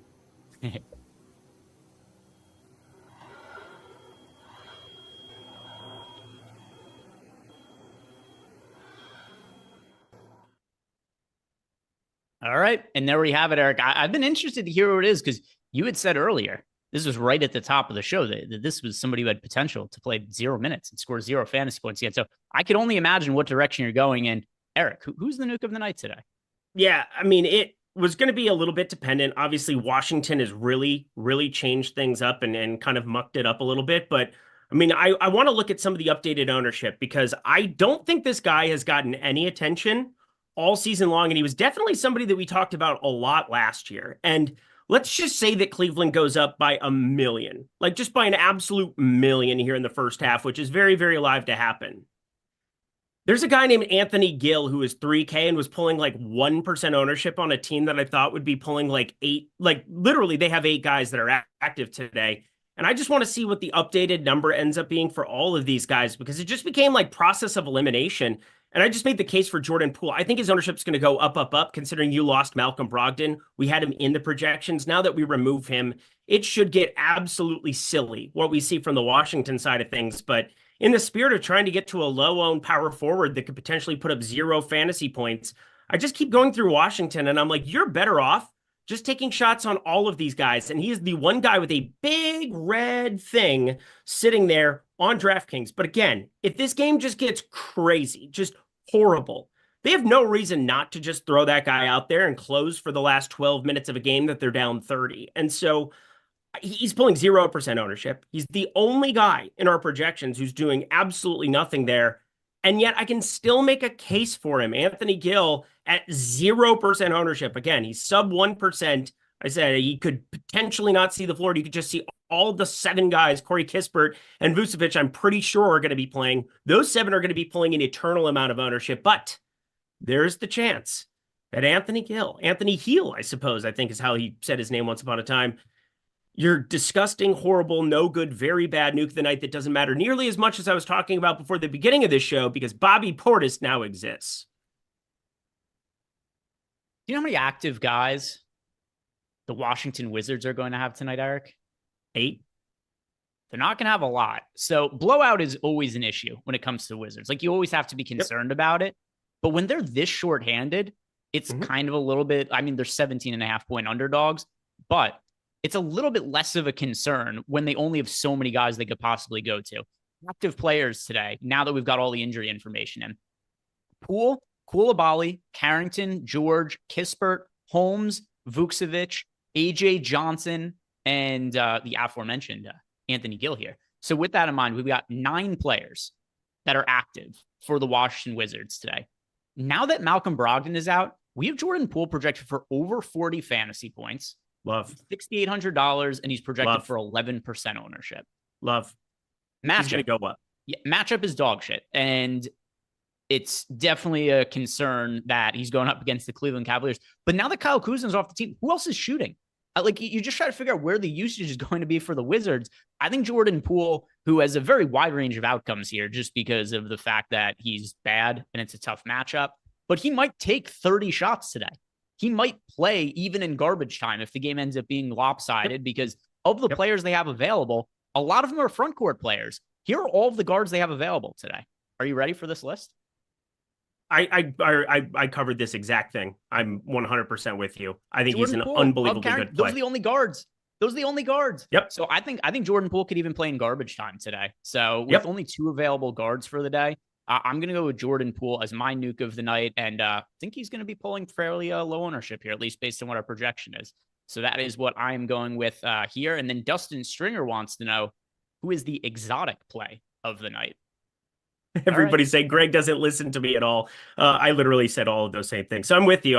I almost made Jordan Poole nuke of the night last second there, but I just wanted to express the fact that there are 8 freaking active Washington guys. There are only 8. You said 9? No, there are 8. There are 8. I promise you, there are 8. Poole, only Koulibaly, Carrington, George, Kispert, Holmes, Vucevic, AJ Johnson, Gill. Oh, AJ Johnson. There you go. Yeah, 9. You're right. Okay. So I revoke Anthony Gill as the nuke of the night. Revoke. I'm joining Greg with Jordan Poole. Oh, I'm joining, right. Greg. So there I'm trying to offer amendments. Good. I'm glad you did, because I didn't even know AJ Johnson was in right now. I had no clue. And I had him out the entire day. Oh my God, now we're blowing off my saying dick. AJ Johnson is out. Let's go to the injury report here. He's in. NBA? I've just pulled up NBA.com again. You're correct. Okay. He's in. He's playing. I saved you. Yeah. I appreciate that. Available. He's listed as out. He's got an out tag on DraftKings.com. It doesn't mean he has to play, but I mean, I'm Right. just going. The injury report says he's available. So Correct. I know these things could be. Oh my things God. could be wonky. AJ Johnson could maybe be nuke of the night. We could go to like 0.1% AJ Johnson. He's in. Just because the blurb on RotoWire says recently traded and he's ruled out does not mean that that's true. That was put out back at 11:45 Eastern time. I'm looking at it on the screen. That is not accurate. 1-2 says Greg doesn't listen. Eric can't count Jordan. I will say this also. I do listen when I can. It is also hard because there's a lot of, I got to look out for questions. I got to run lineups. There's a lot of things going on. But also, I was trying to offer like I was offering a good amendment. It was a great amendment. I appreciate that. Jordan Poole. We're team Jordan Poole. Jordan Poole. He is going to be the guy for me for nuke of the night. Do you have an answer here for the exotic play of the night? Dustin did leave us a super chat, so we kind of are obligated to answer.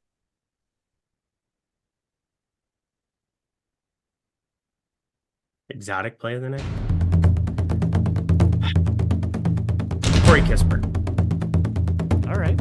I mean, there really are a lot of Wizards you can go with here because, like we mentioned, oh, it's playing. Shorthanded He's got team. the video we just going. got a projections update as well from a few seconds ago. Which way do I want to go with here? I'll go with Vucevic as another Wizard to go with here who's live to play in garbage time. By the way, Drummond, he is going to be in for today. He was out earlier, upgraded to questionable. Now he's going to be in, so we've got that confirmation right now. Let's see, were there any other super chats that came in? Avi Schreier says he came in top 40 on FanDuel 2 days in a row now, and thank you. Shout out to Avi. So he had a big win the other day. He had another win apparently last night as well, so shout out to Avi. And then Clintwood83 says, happy birthday to me. If you don't follow DK, you don't like money. All right. Yeah, guys, go follow DK DFS. So I assume, Mike, were all these other questions answered on the previous show? All right, cool. All right, cool. Could you also pull up now the Washington Wizards? Because now that Malcolm Brogdon's out, we've got some updated projections to go over. And I know that Eric and I just talked about a lot of the players that we're liking from Washington. But here's what we have now for re-updated projections for the Washington Wizards. We got Jordan Poole in. We have lowered his projection a little bit from what it was a second ago, but still nearly 40 fantasy points for Jordan Poole. Bilal Coulibaly, 33 fantasy points. Bub Carrington at 28.52. Kispert at 26.77. George at 25.11. Holmes at 24.22. And then also Vucevic at 22.83. Eric, every single player there projects exceptionally well relative to what their salaries are. How many Wizards are you willing to play in lineups today? So, I mean, this is actually important. There's Karita Parks. Wizards newly acquired rookie A.G. Johnson won't play tonight, but he's still getting in some pregame work. That came out 7 minutes ago in a tweet. So he's out there working out. He'll be available. He'll be out there. My guess is that's just an emergency body. So I'm going to take him completely out again. Okay. So we just keep like going back and forth. But how many Wizards could I play in a lineup? My guess is I could play 5. I think that there's a world where if this game stays competitive, Jordan Poole, Bilal Coulibaly, those are your only 2 expensive guys. Everybody else is 4,100 or cheaper. I think you could play upwards of 5 for sure. I don't know that I'm going to play 5 in lineups, but I do agree with you that it's possible. Yeah, my guess is 3 and 4 are going to be the most likely that I get to most. It's the team I'm going to have the most exposure to, which feels very well. Actually, I guess the Bucks will still probably be the team I overall have the most exposure to, but Bucks and Wizards are going to be the 2 teams I have the most of overall. Yeah, this is always a good feeling to have, right?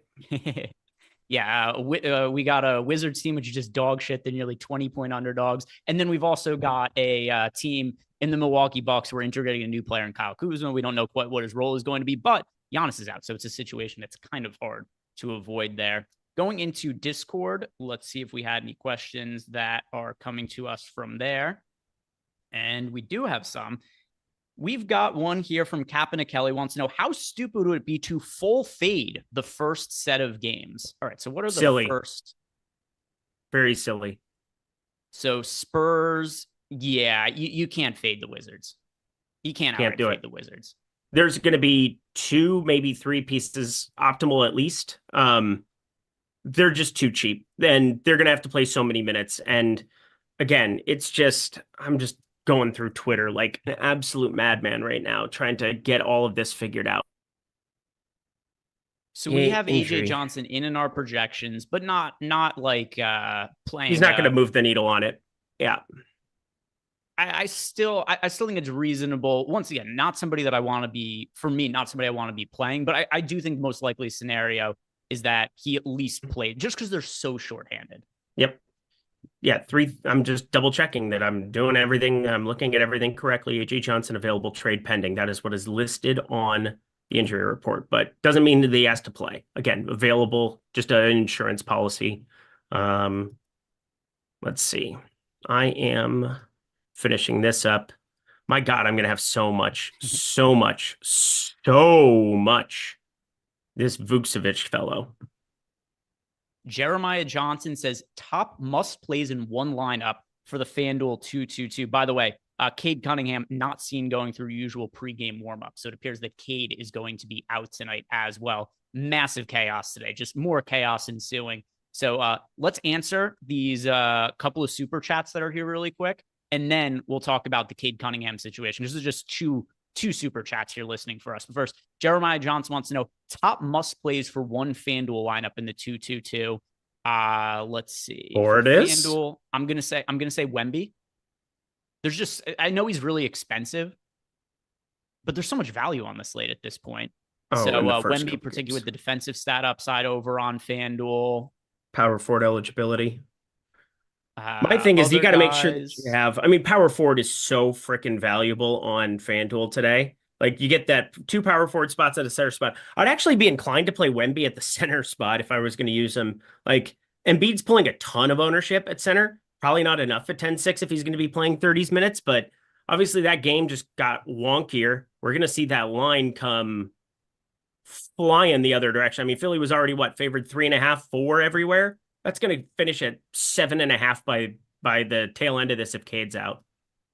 Yeah, which it seems that, I mean, he's not going to, I'm assuming Cade's out right now. Okay, so let's talk about this. Marcus Sasser. Let's just finish answering the super chat first. Let's go. Go. So in terms of players that I think you absolutely should play, for me, I guess, all right, Wemby to me is more of a contrarian want play than an actual need. The players I think you need to have Bobby Portis, need to have Damian Lillard, Bub Carrington. I consider him somebody you must have as well. Those are the 3 for me. Anybody you'd add to that?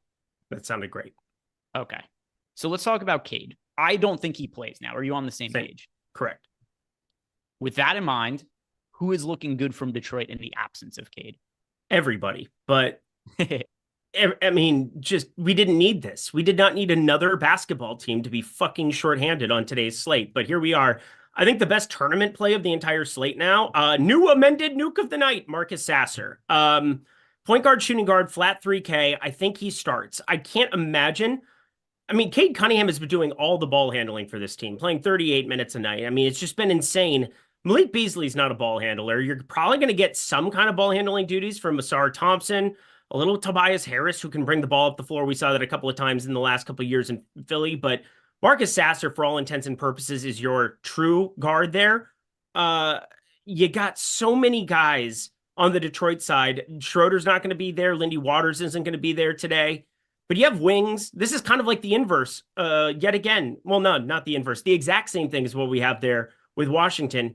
Who else handles the basketball on this team other than Marcus Sasser? I don't know. I'm just going to boost the living hell out of him. I'm actually going to just go to the projection screen and change it and put him in at like 23, 24, just as like a low ball projection. I think it's going to be somewhere close to that, and make sure he gets integrated in the next 10 minutes with my run of Washington, because the opportunity cost, we have so many of these 3K guys to rotate between. And I think Marcus Sasser is going to be the lowest owned out of all of them by a landslide.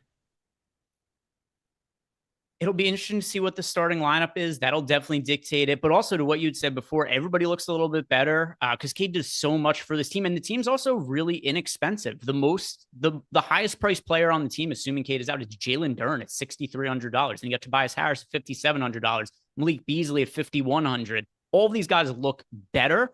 As far as players that are like real priorities for me, probably Tim Hardaway Jr. Asar Thompson, his minutes are going to be boosted. Overall, I think Thompson's the guy I'm going to like the most from Detroit, Eric. Yeah, I just ran everything. I got all my rates clicked over. So you take Cade Cunningham off the floor here. And the guy that, again, you got to take Jaden Ivey off the floor too.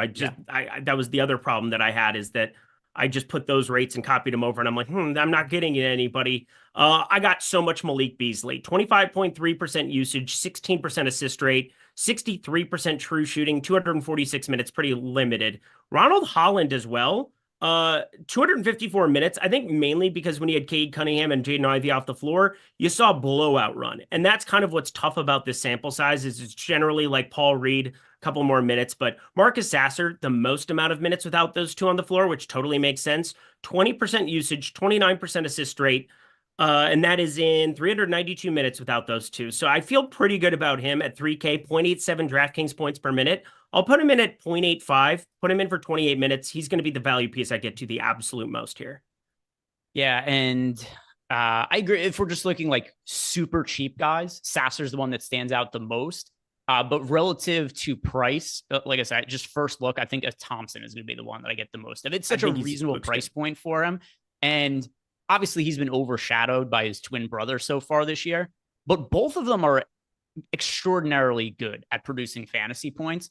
If Cade being out means we get a little bit more time with the ball in Asar's hands, and now we could also safely get like 30 plus minutes for him, he's just a monster at this price point. So that is definitely something that I want to be getting to here. Might have to be a little bit more in some of the late swap, which obviously Josh and I are going to be covering on the post-lock show, but there's infinity value on the slate now, Eric. Infinity value. Oh my God. I mean, all right. I think I have a pretty good run that I'm happy with on the Detroit side. All right. So tell me if anything seems off about this, because I do think the one thing that's really tough is like Duren, Reed, Stewart, they all play like one position. So if you want to play somebody up against Joel Embiid, you're still playing Duren. I don't think you want to go crazy with those other two. Tobias Harris is a 0.94 DraftKings points per minute guy in this spot here as well. And again, I'm really happy to be on his over of 13.5 points. I talked about that at the beginning of this program, where I thought there was a chance we could get some really nice closing line value on that. But 5,700 is not a great tag sitting there. I'm with you. I think you definitely want to get and boost. If you're boosting somebody right now, Asar Thompson, Marcus Sasser, I think you can kind of leave everything else out for now and try to scrape a little bit of, Tim Hardaway Jr. can play a completely different role if need be. We saw that in Dallas. He's been a 0.6 fantasy point per minute guy, 0.7 overall. But that has to come up. Like, it just has to come up, as do the minutes. So I think that's probably the extreme dark horse to look at. See, we just had a projections update. Let's see. What do we end up doing with Cade? Are we leaving him in for now? Are we taking him out? So we got a projections update. We took him out. Okay, this is going to be really interesting. If you wouldn't mind, can you put this on screen here for us, Mike? Because we have projections updated. We have Marcus Sasser expected to start here, Eric. Good. 33.5 minutes. We have Marcus Sasser at 3K projected for 32.86 fantasy points. I said I put him at 28.5, and I got so much of him. He was my second highest owned value piece. He's the best tournament play of the slate. He's the nuke of the night. My third nuke of the night is the best nuke of the night. Yeah, I am really quickly doing another update here of everything, but things changing really quickly. Other players here, we've got Thompson in for 27.5 fantasy points. We got Malik Beasley in for 27.2 fantasy points. Great job, Jason. Duren in for 36.21. This is a really, really strong spot to be rostering. And by the way, Jason just ran another update here. He's the man. He's the man for the Pistons as well. Yep, so it just came through. Bumped down Sasser's minutes a little bit. Yep, that's but what I did. It looks crazy good. Yep, we were talking through it. Again, I think 28.5, 29 is about the right number to put him in for. But he's a starter who also will play blowout run. Those are my favorite kind of value pieces, especially when this news breaks late. It's the best tournament play we've had in a long time. Yeah, Marcus Sasser certainly looks really, really good. By the way, Elfrid Payton, he is available to play for the Hornets today. Just want to make sure that we that get is so annoying. Really? Out. We've also got here Clintonwood 83 says he has 4 Wizards in DraftKings cash. Is that okay? Yeah, that's not an issue. M Grizzly wants to know, are we boosting anybody today? Eric, I know you just said that you were boosting some of the Pistons guys, but is that still necessary now that the projections are so high? I'm running one final update. I assume we're just going to get to a lot of them. Yeah, and it's nice too because this is just my thing. I like when I can sort and get to them alphabetically quicker, so I can kind of boost everybody a little bit in terms of ownership because I want to add more to the pool one more time if I can get it in. That's really what I'm hoping for. But I want to get to a little bit more here. And let's get this going, Eric. We have very little time, you bastard. Yeah, I'm talking to myself. Here we go. All right. Yeah. Jordan Klein would literally just be on a one-shot of me and be zooming in right now, and I'm so glad it's Mike Lawrence for once. Love you, Mike. That's a cue, Mike. That's a cue. No, it's one not other a question here. We've got a Sniffs 1, 2, 3, 4. How do you get different with the chalk tonight? I don't think you have to get. It depends what you mean. Like so much of this chalk is good right now. There aren't chalk pieces I'm looking to get off of. It's exact same. Sasser at 29.6. Yeah, Sasser I have 100% of right now. I'm sure I will be. I don't know if I'll have 100% just because there are a lot of other good options. I'll have a lot though. I'll have a lot. Oh, Shane Daly wants just to know wait. Who is the Lindquist cocaine play of the day? Who are we giving the biggest bump to in the Sims? This is the new Eric question Lindquist. He is so high right now. He is just running amok right now. I am.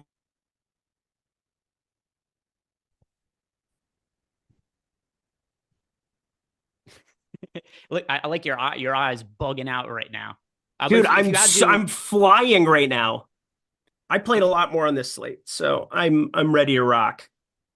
If there's one guy who you have to give a boost to that you don't already get a good amount of, who's the guy you would give the boost to force yourself to get more of? Asar Thompson.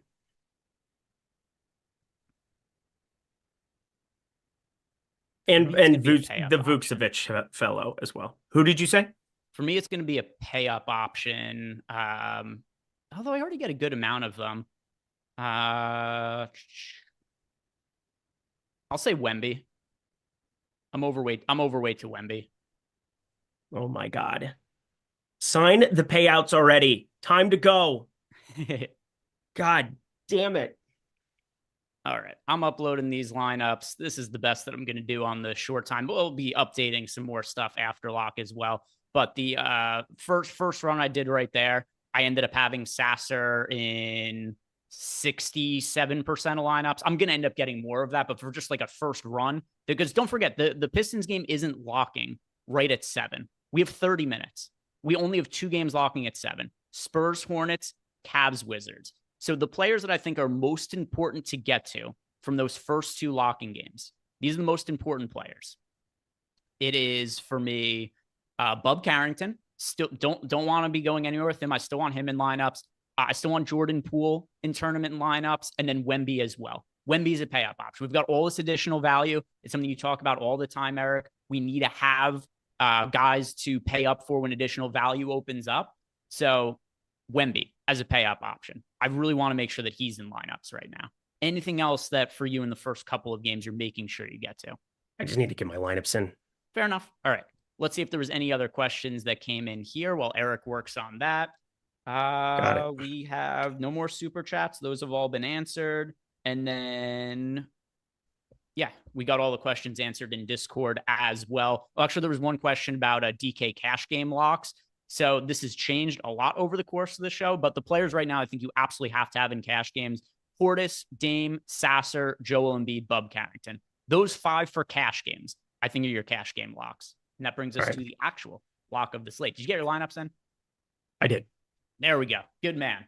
If you guys haven't done yet, like the video, subscribe to the YouTube channel. Come join Josh and I over in playback. He's taking his dog out for a walk right now. Josh is going to be in playback in a minute. We're going to be watching the games, though. We're going to have this Pistons starting lineup coming out soon. We also still have players who are questionable to play. We've got unknown starting line. We don't know what the Bucks starting lineup is going to be yet either. There's a lot of moving pieces. So guys, come join Josh and I over in playback. If you wouldn't mind, can you drop that link into the YouTube chat there, Mike? And then, yeah, guys, come join us over in playback. Like the video, subscribe to the channel if you haven't already, and good luck tonight.